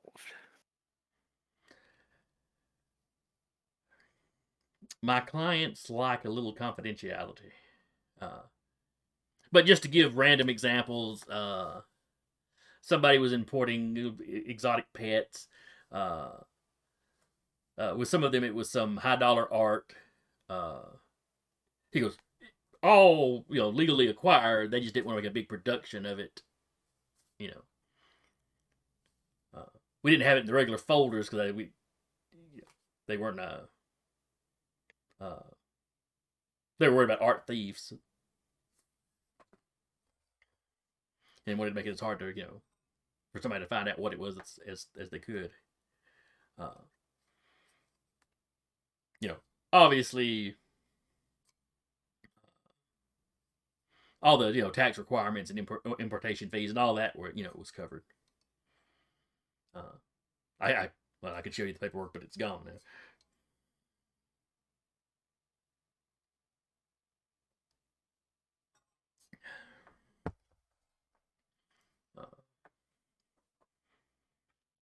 And he could probably name off Anything else of a more magical nature? Sure. No, he does not. He does his best not to deal with any of that kind of stuff. I mean, technically, he can't prevent people from shipping in whatever they want to ship in, but he doesn't get involved with. He's not gonna get involved in any kind of special orders of that kind of thing.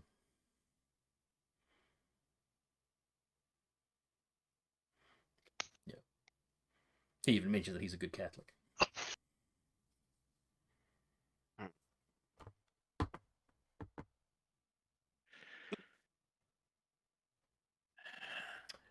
My concern is that some of the articles you may have brought in may have been of magical nature, and you just were unaware of them. He didn't look happy with that thought, but he tells you, it's very possible. You said exotic pets or creatures. Is there a baby dragon anywhere in this city that we could kidnap for our own? No. Do you happen to know what those were? Off the top of my head, no, it was from South America. I remember that much. It could be literally potentially anything. Aquatic? Beg pardon? Was it potentially aquatic in nature?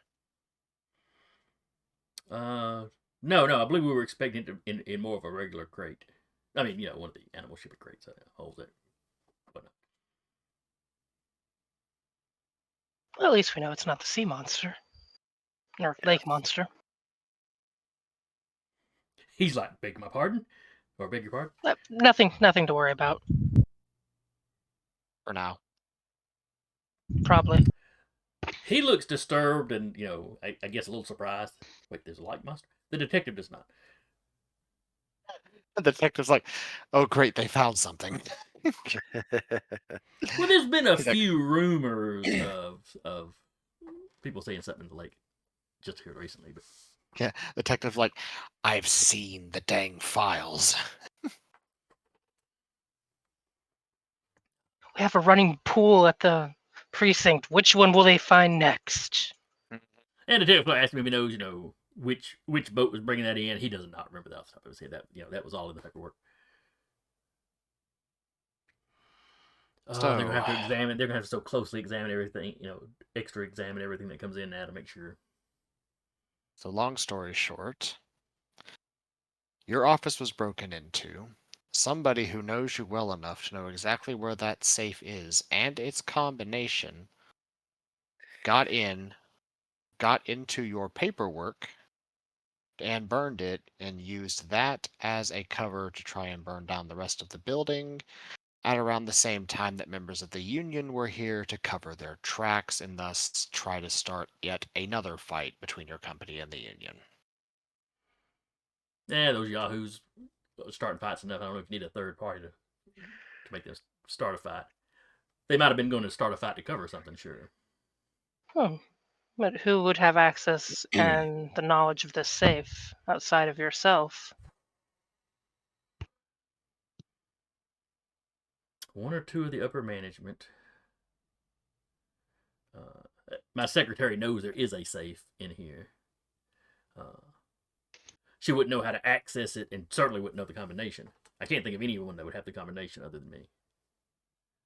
Would either one of them benefit from the information of these goods being brought in, getting out?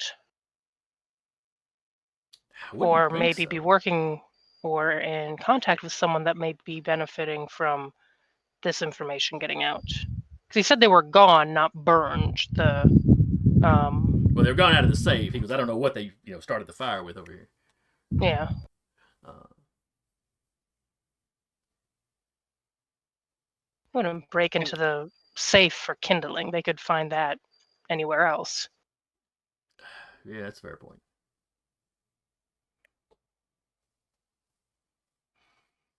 Either way, having a discussion with the other individuals that know the combination may be something that you and the police would like to discuss.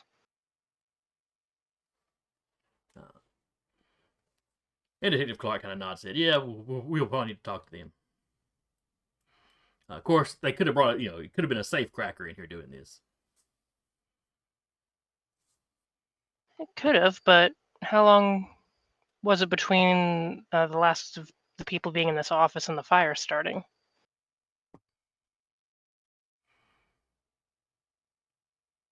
Uh, They would still have to have knowledge of the safe. well, let's see the agents, the Pinkertons. They thought they heard gunfire. It was a couple minutes before they found the body. According to Mr. Clifford, that's when him and Larry walked up. They got fired upon, which is something we're going to have to discuss with the Pinkertons too. According to the Pinkertons, they assumed, it was whoever had shot the guy, Mr. whatever his name was, Drake. So we got slightly conflicting Does he stories actually there. know whatever his name was? No, that was me going to whatever his name is. Okay. You know, that guy. Jameson, whatever. How do you do? Of the family, whatever. Very long line. Well esteemed. The wherever whatevers. Not the ones over in Clark. Oh, the wherever whatevers. Not the Well, wherever whoever's. I heard Very- Shakira Very was distinct great. difference. Yes. But so yeah, there's there's some conflict in their story right there, but he goes, personally, I'm leaning towards the Pinkerton being a little trigger happy. I mean, granted, finding a body if someone's been shot can do that to you. Mhm. But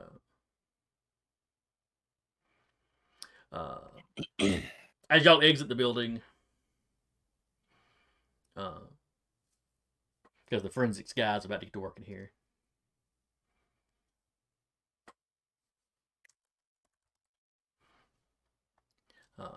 As you step outside, you see a familiar face.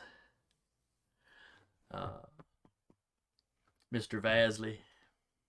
Mhm. What was his last name? Olnofsky. I thought Vasley was his last name. No, that's his first name, but it's easier for me to pronounce, so Oh. that's always the name I use for. Fair enough. But you see him and some more of like the higher up union guys talking to one of the other police officers. Vasley seems very animated and very upset. Before everyone starts interacting, Vivian will turn to, I forgot the guy's name already, Mr. Whatever. The guy whose office it was. Mr. Flynn, Mickey Flynn. That guy. She'd be like, There you I would like to perhaps put forth the idea that whoever did this, if it is not a member of the Longshoreman or the Union or whatever, a third party is looking to sow chaos.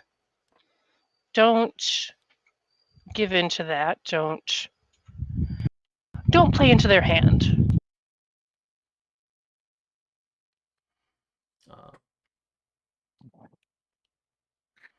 Well, it could be.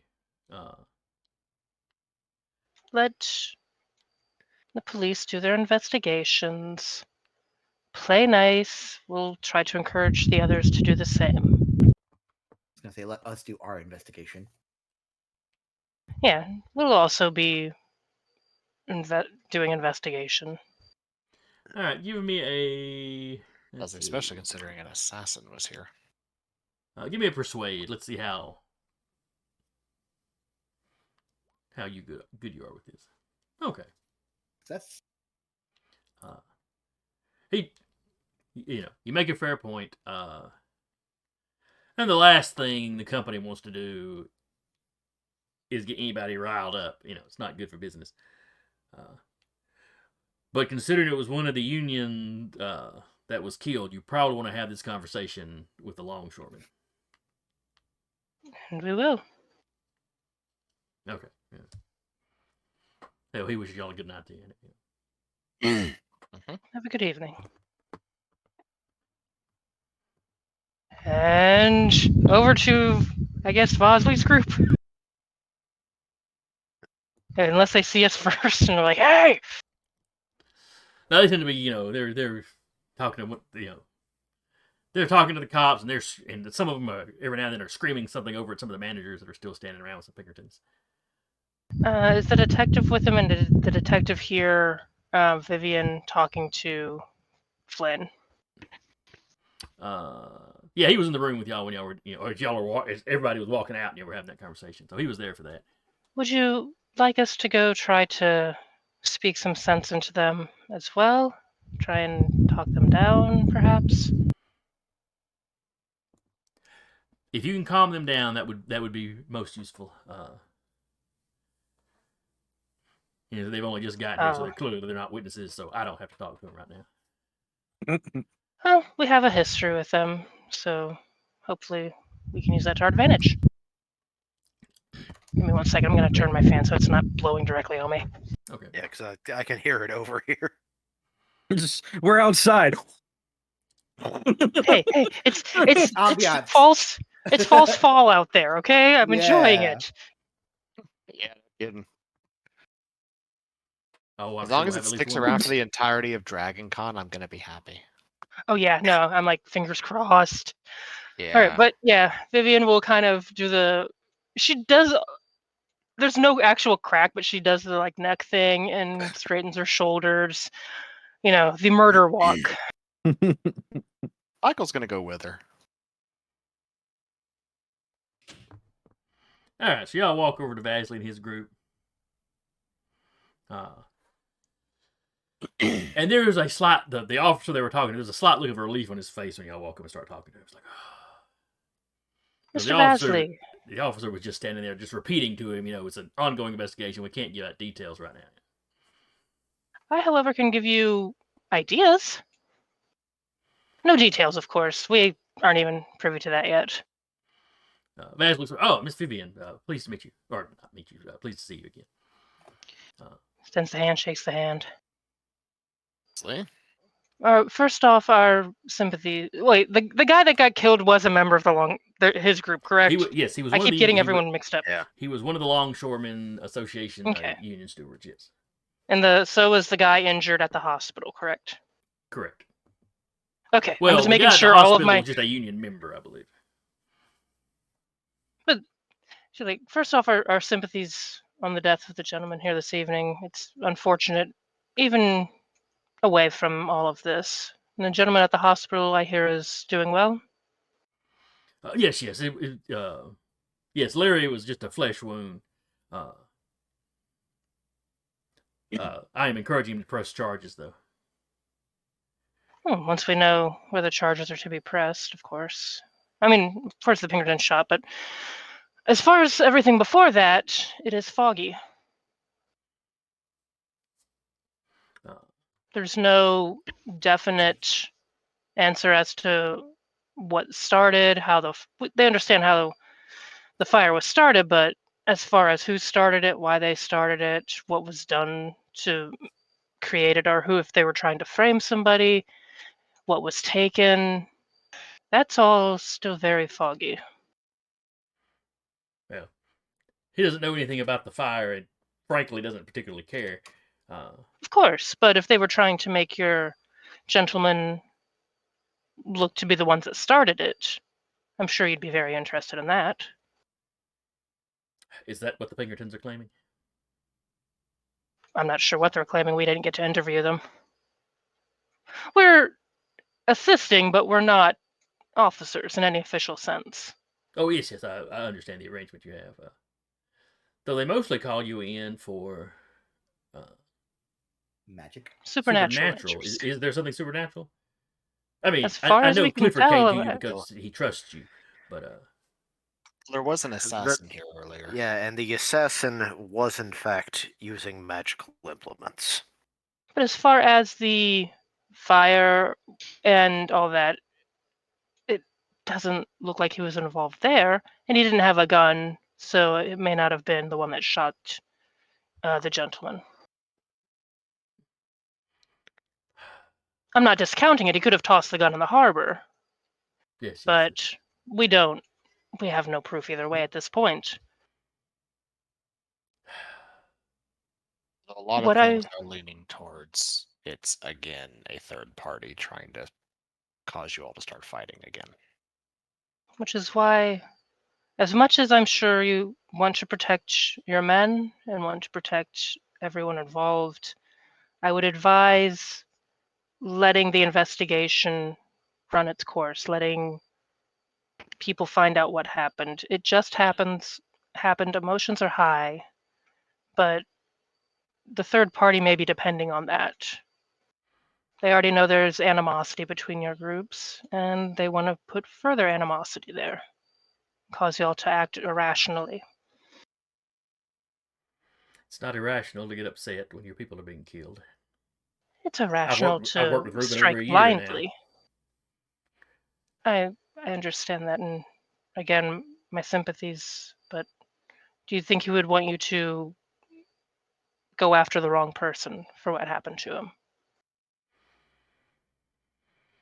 No, he would most likely want us to go after the right person.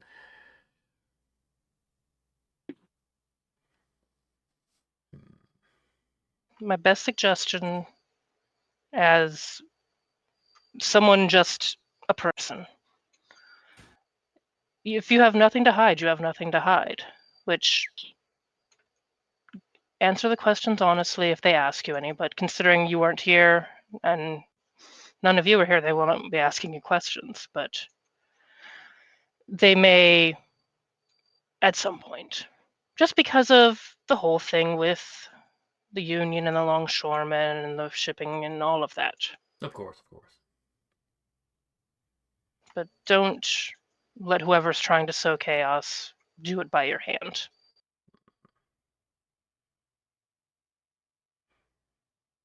Please find out something quick. We will do our best. I will try to keep the more hot-headed members in line, but they're not. This is going to have the appearance of us sitting around doing nothing after one of our own was murdered. That's not going to sit well with many folks. But you Let make them good come points, talk to and I us. will try to keep people as calm as possible. There will be a time for action. It just might not be against the people that they want it to be. Or maybe it will. It'll depend on what we find out, I suppose. It'll depend on what we find out. And I'm sure if there's action to be taken, you'll make sure that your men take it against the appropriate people. Of course. Can I trust you to keep us informed of anything you find out? Any information we are given, that we are told we are allowed to give to anybody, which probably will be, honestly, any information, we will reach out to you. I'm assuming we can reach out to you at the same number? Yes, you. He pulls that little piece of paper and writes number down. You should have the current office's number. You've been there before, but just in case, he hands you another piece of paper with it on it. And she will pocket that. Because they have more or less moved out of the offices they had on the dock. Got a little more distance and don't necessarily let the company know exactly where it's at. You guys have been there. And you know an invisible man has been there. Yeah. Yep. Do keep an eye out for any exceptionally ordinary looking men or women hanging around your office or around your men. We have gotten very Was there- suspicious of people that we don't know hanging around. In the current situation, it might not hurt. Uh, but But they were here, so they may be involved, or those that have a hand in controlling them may be involved.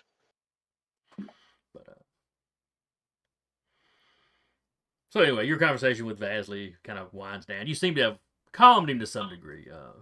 Obviously, he's still, a little riled up.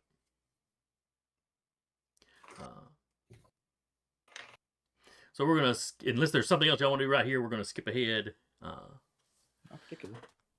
till the next day when y'all are gathered again at the office. You get a call from Detective Clark. Beorn. Hello, this is Detective Clark. Mr. Clark. And this is Mr. Salvador. This is he. How may I help you? I'm not sure if we actually spoke last night or not. No, I was in kind of investigation mode. But our forensics people pulled an all-nighter. They're still working on the actual, fire. But the bullets that killed Mr. Drake, they do, they for sure don't match up. They're a larger caliber than the sidearms that the Pinkertons had. Pinkertons. Pinkertons use. Yeah. Okay, we can remove them from the suspect list. They are, in fact,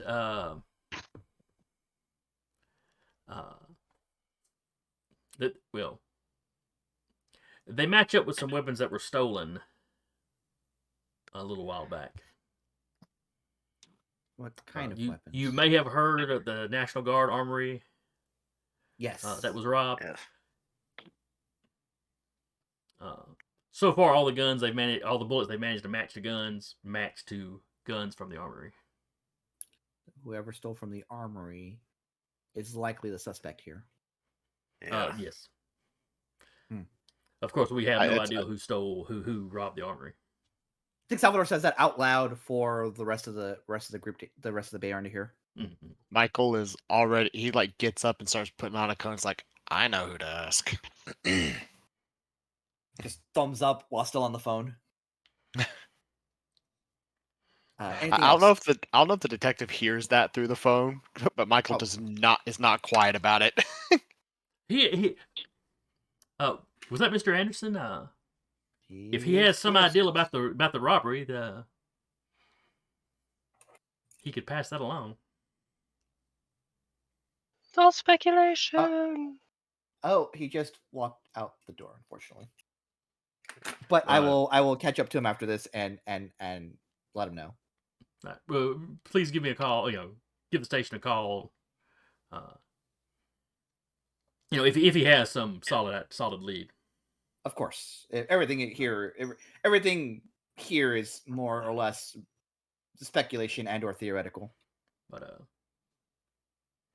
so yeah, he tells you that. He lets you know that the the officer came through his they got stabbed. In case you're interested, came through the surgery fine. They're expecting to make a full recovery. It'll be a while before he's back to work, but desk jobs. That's why you have them. Yep. Let's see. Was there anything else outstanding? The Invisible Man has not been answering any questions.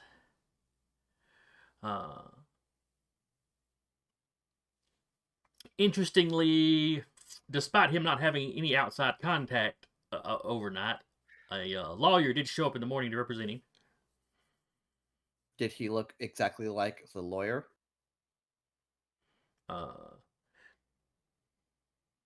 you happen to get the lawyer's name? Lawyer's name, information. I don't have a name handy. Did He you- gives you the can name you- of it up there. Okay. I can probably ask Michael about it at some point because he's probably gone up against most firms in the city Sure. that are defense related. So yeah, he quickly tells you that just since you talked about having to catch up with Michael, so so he just reiterates, please let me, if Mr. Anderson is owned to something, let me know as soon as you know for sure. Can do. Thank you so much. Thank you for your help. He hangs up. Of course. Hangs up. All right, I think he'll do it to try to sell it and be like, Michael! And he just like runs down with them. Yeah. Like, trying to sell it. Honestly, by the time Salvador said, "Oh, he just left," Michael just took that as his cue to, "Okay, I'm out the door now."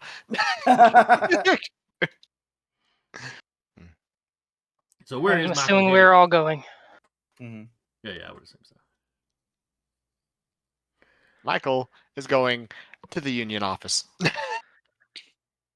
Back to the docks again. No, Oh, no, I don't the, think theirs are near the docks. Oh no. the That's original office was, but yeah, the one they've moved to now because things were getting their office being so close to Flynn's office, it was causing issues. Assume Salvador catches Michael up. Yes. Okie dokie.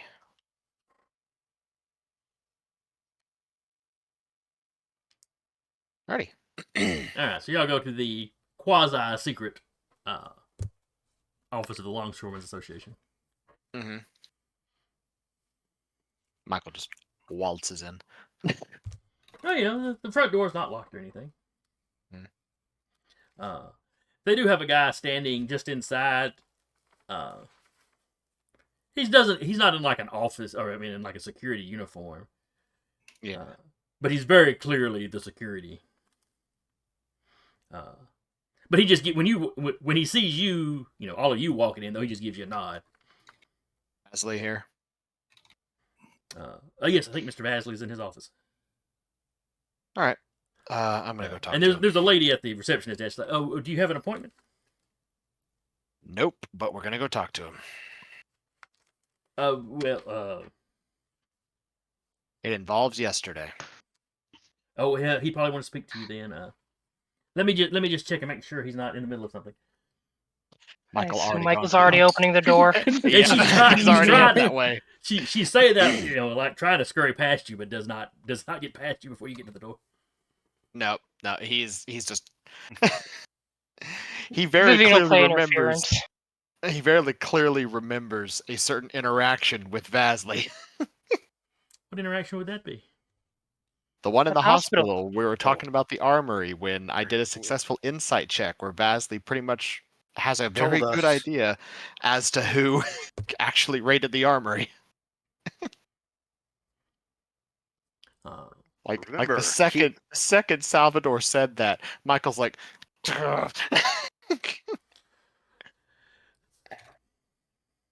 So you open the door.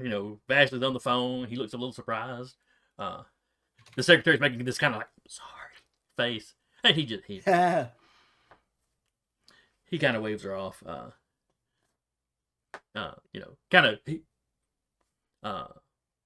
There's only a couple of chairs in the office. He sort of gestures to Vivian and Charlie and then to the seats. Yeah. So while Just he's the on the 20s, phone, obviously let the ladies sit. yeah. While he's on the phone, Michael will basically just snag a notepad and a pen and basically just write, "This involves yesterday's incident," and then flips it around and slides it over to the desk. Basically that nods. Like he's not super surprised. I mean, what else would you be barging in like this for? But whoever he's talking to is like, I'll have to call you back. Something has just come up. Terribly sorry. Well, it's about the incident at the dock I was telling you about earlier. Yeah. Oh yes. Yeah.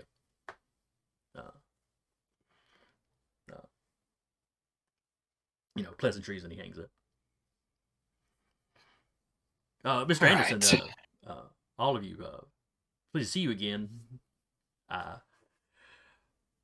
given your countenance, I'm going to assume this is not going to be good news. No, it's not. Well, it might Who be. They did raided find the out. armory?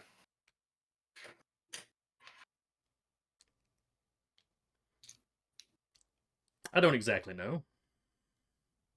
You said that in the hospital, and I don't believe you still. You have a very good idea, and you said you were going to go find out. Who was it? It may have been some overly. May have been. I have no hard proof of this. It may be in some overly enthusiastic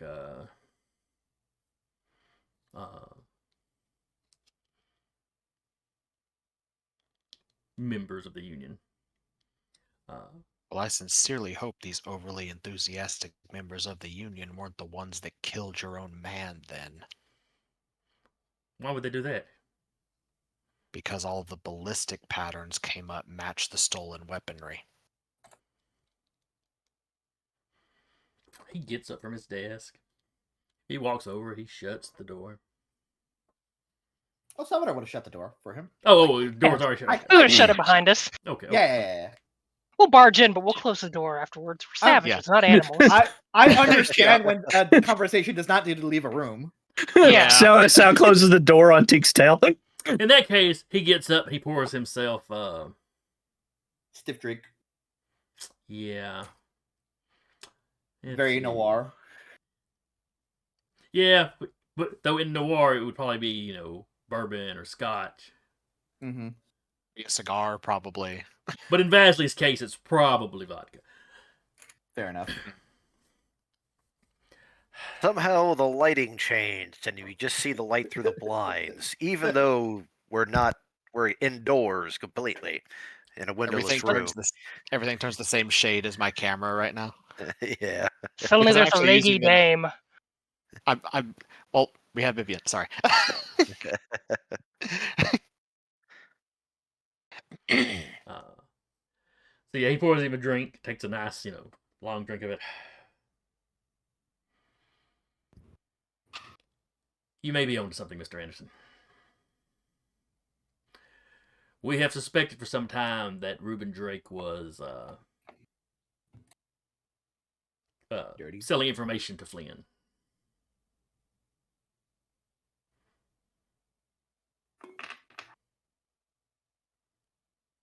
And this is whom? Uh, I don't believe Michael's Drake's the met dead guy. Reuben Drake. Reuben Drake's the Drake dead was guy. the dead guy. Oh, the dead guy. Yeah, Okay. He's the dead Union steward. All right. I don't I think he see. got that intel. We all did. We did? Okay. Then I personally, the player, didn't hear it. Okay. It's all good. But yeah, we've there's been some suspicion that Reuben had been selling information to the company. So this could have been a retaliatory hit. As you know, let's see. Actually, did they? I can't remember if they told you that. All right. So the fellow that the water elemental killed, Ricky Gray, was a man that worked for Flynn. Had y'all ever found out why he was over close to the Union offices, the old Union offices? No, I don't think we were ever told. Okay. So Vasley tells you it's possible if someone went after Drake that it was retaliatory. Ricky Gray had been feeding us information. So you both have moles. Well, yes, of course. That's.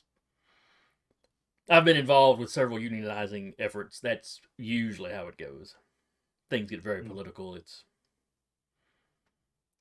Can become a tangled up mess. So both moles are now dead. Correct. We of course assumed that that Flynn and his people had found out about Ricky and had him killed. Except it was a sorcerer working for somebody else. I had trouble believing that at first, but the the truth is, Flynn is well, he's Italian, and so rather skittish around magic.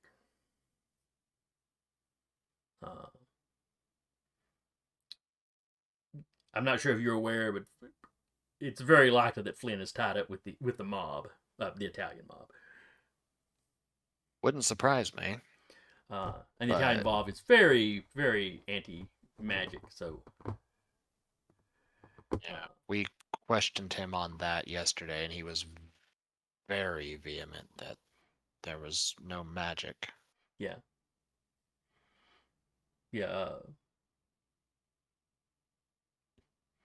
Yeah, the local mob boss Garibaldi, blind Garibaldi, he's missing an eye, but yeah, you're with the DA. I'm sure you know. Yeah, I'm sure you're familiar with the man. But yeah, quite anti-magic. I have a hard time believing they'd hire a magician. Now, if Flynn passed the job off to a subordinate, then who knows? But I'm not sure if Vasley knows all the details. So he asked you who the magician was working for. Well, he got killed by an assassin himself. The same ones that you fought with up north? Yep. He has been following your exploits in the paper. So who is this third party with assassins? Well, if the assassins are involved, that'd be Voss.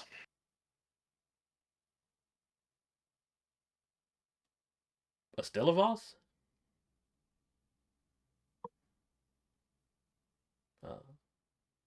The mayor's floozy? Oh, good. Somebody else. Salvador actually like chuckles at that. Well, that is the rumors, at least, and I know it's quite true.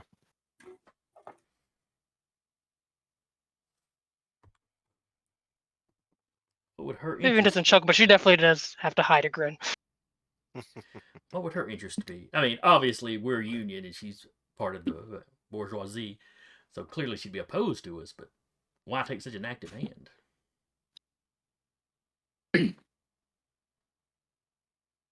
Unless she has business interests in the docks. I mean, docks bring in goods. Goods can be illegal if you're. Maybe she wants to bring in things that aren't illegal. Vivian knowing what she knows about the history of the city and potentially the history of Voss and all that, would she have any idea? Or could she make a roll to have any idea? Give me an ideal roll. Ideal roll. Yeah. I believe in your ability to never miss those. I keep saying I should have rolled a sorcerer or a magic user because I have a 21 end. You can learn magic. There's a lot of know, spells but- that are innate to elves. Yeah. And 2, but it would be your POW that's mostly, well, at least how I handle it. So there's different ways It of covers like how handling many spells. Help control. I think how Yeah. many spells you can learn.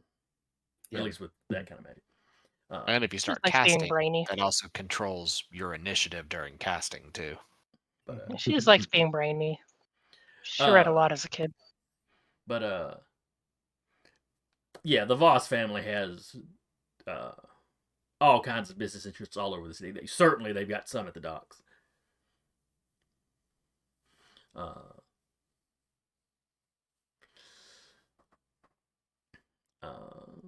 Yeah, in fact, she'll just shipping bring is that up probably then. one of the ways the family got its money initially.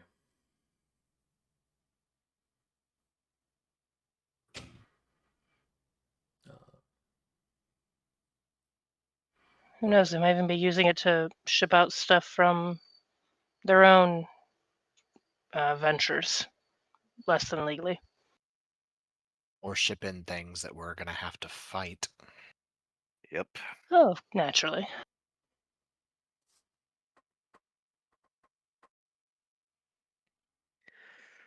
Granted, right now, all we know is South American something, maybe. Could be a spider.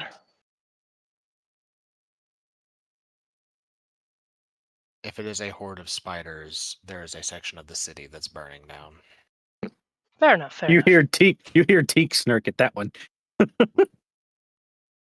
Yep, I saw one spider. We're gonna have to destroy the city. What Burn it down. what would she be having shipped up from South America? Oh, it's just a joke. Something that we had happen at another investigation. Oh,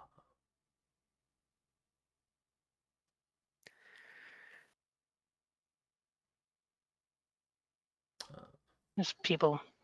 We'd heard. I think it was actually we were looking through Mickey's files, and he had put down maybe something got shipped in. So it became a joke when we were cleaning out his office. Nothing to worry. oh, okay. One concern that has come up. It's the assistance that the Brew were getting up north. Because we know they were using boats with people beside them. Do you know what kind of people?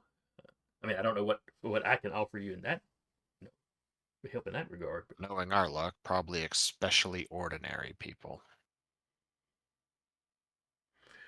well, if Because she'll if hire they're a summoner to kill, then clearly the supernatural does not frighten her.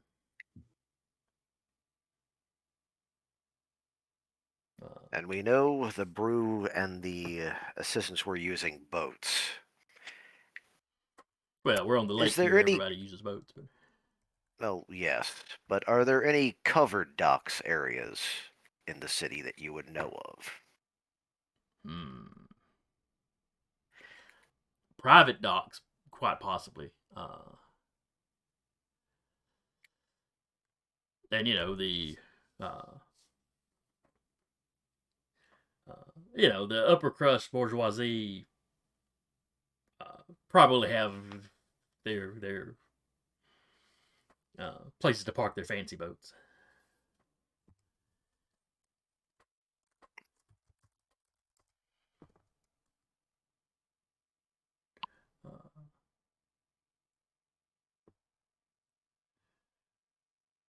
Hmm. Yeah. The place where that one boat was, that was the fancy upper crust place. What's this now?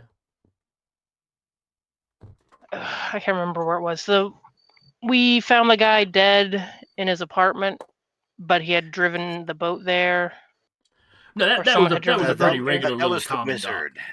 Okay, that was a common dock. Okay. Yeah. The apartment was on the shore, so it had its own little dock that people staying there could tie their boats up to, but it wouldn't really size for like yachts or anything. Okay.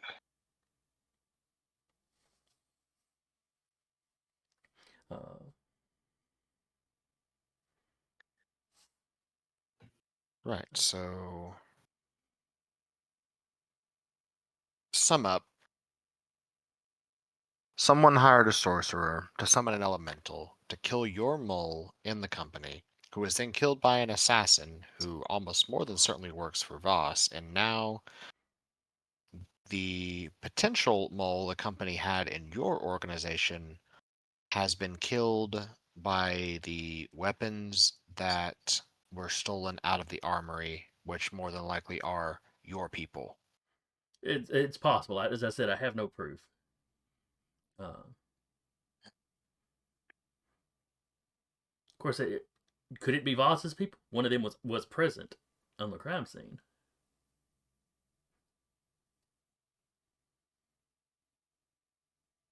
No It's idea. entirely possible, but at It's this point, it could be someone's second cousin twice removed as well.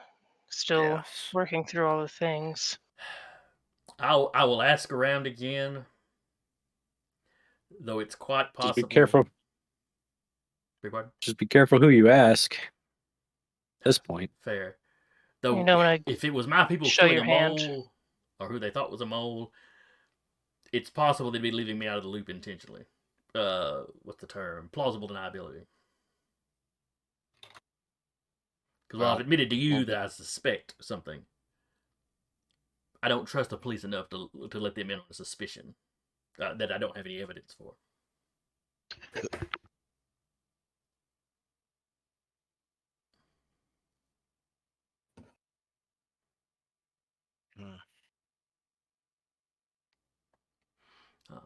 Who are the most militant members of your group? Do you happen to know?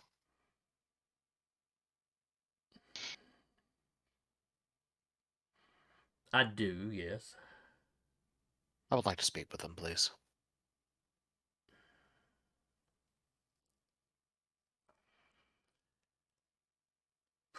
I will ask them if they're willing to speak with you. At this point, it's either going to be us or the police when they figure it out. Well, if they figure it out, then they'll have some evidence. My people won't appreciate me casting suspicions on them.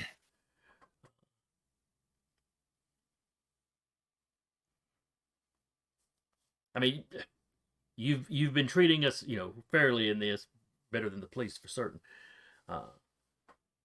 So you do have some trust built up with us. I may be able to convince them to speak with you. At this point, I'm just trying to rule out who I can rule out. Sometimes that's the best way to track, to track down a culprit, I suppose, is to eliminate all possibilities. And quite honestly, right now, you and your union are the main lead we have.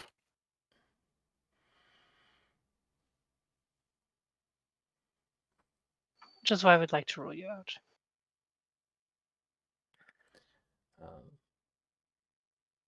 All right. I'll try to arrange a meeting for tomorrow. If tomorrow works for all of you. That's fine. It gives us time to It's fine. work some more things out.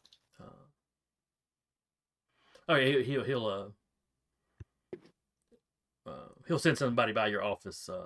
Later with the location. I mean, Clifford knows the way. Could send him. Good idea.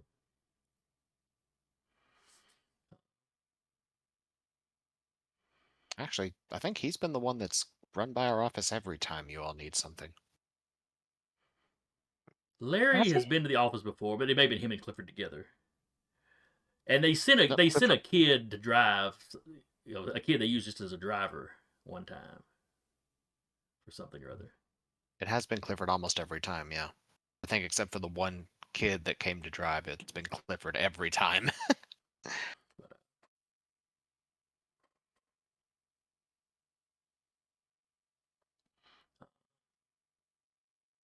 But yes,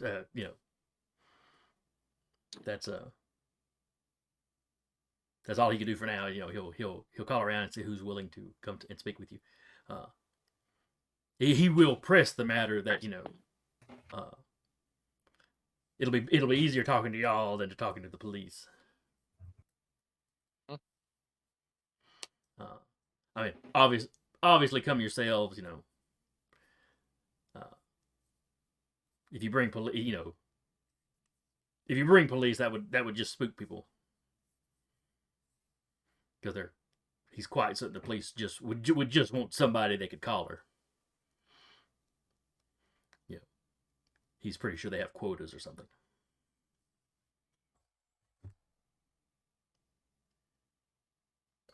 And Michael working in law enforcement, would they?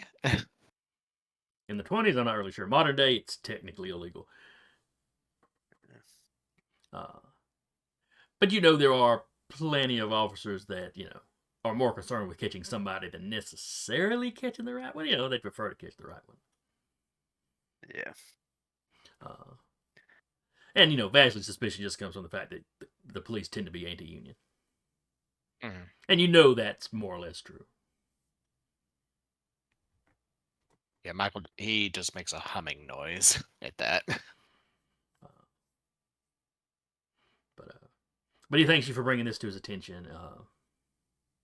He'll see what he can do. And, as y'all are leaving, he's already getting back on the phone.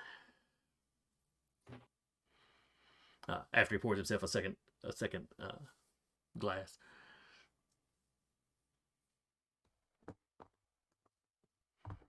He's Russian. He can hold his liquor.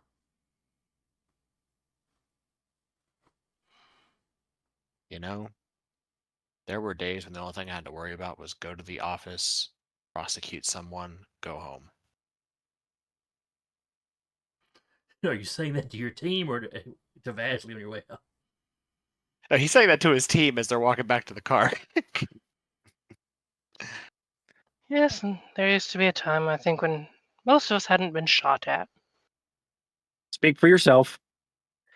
I said most of us. Teeth came out of the womb being shot at. John Wick. No. Or maybe he hatched out of the egg while being shot at. Excuse me.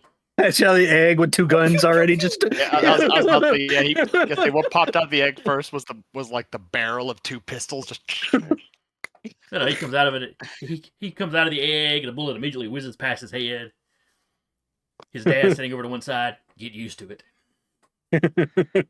Kobolds more don't of it- actually I have think like actually- egg teeth. They have pistols. I think more of us Puncture the actually egg. were shot at in here than haven't been shot at. I think we've all been shot at. Okay, now. yeah, no, I take that back. Yeah. Yeah, but Leo and Salvador for sure Yeah. have Yeah, okay, military okay. backgrounds. And... Yeah, World War One was a thing. Speaking for myself, then. It was quite a thing. Way more Jesus. now. But yeah. Everyone's no, like, why Michael, are you think about saying that- calling it World War One? Are you a time traveler? But let's Time say traveler Michael coming going back. back Is to this his 1, 2, or memory. 3? I say Michael going Please, back to his I've- memory is like, oh yeah, he's been shot at too. His family was a mob. Yep. She's like, Like, okay, please- fine. Please, I've read the Treaty of Versailles. That's only a that's just a ceasefire. Anyway. So maybe Vivian and Charlie had not been shot at prior to. I think Charlie was also in the war. Yeah, Charlie was also in the war. Yeah, so if it was just But a Vivian. medic, so Because- it's up in the air whether she'd have been shot at. Medic, Yeah, I there's mean, rules for that. You know, Yeah. it's certainly possible though. She may not have been shot at, but there's still mortar fire. Mortar fire would have been something she'd have to be Rules. concerned about. That's true. Those rules still technically exist, but that's usually because you don't want to just end up on a plate because you shot at the dock of a team of grunts. Anyway. She's like, okay, then it was just me, maybe that hadn't been shot at. Uh-huh. You're the weird one. Yes. You haven't been shot at? Freaky. Skill issue, actually. Well, we fixed that. Yeah, thanks for that. I really appreciate it. Wasn't my fault. She knows. She just, You pulled the rune just like the rest of us. yeah. Can't unrune what's been ruined. Can't undraw that rune. Let's go back to Anti-Gen. Take it back. Rewind time, just walk out the door. I refuse your premise. Walks away. Refusal of the call. I reject your reality and substitute my own. Every night she appears in your dreams, just repeating no take backs. pull the rune. You wake up. Thank it's Courage the Carl Cowardly Door. Dog. Return the slap.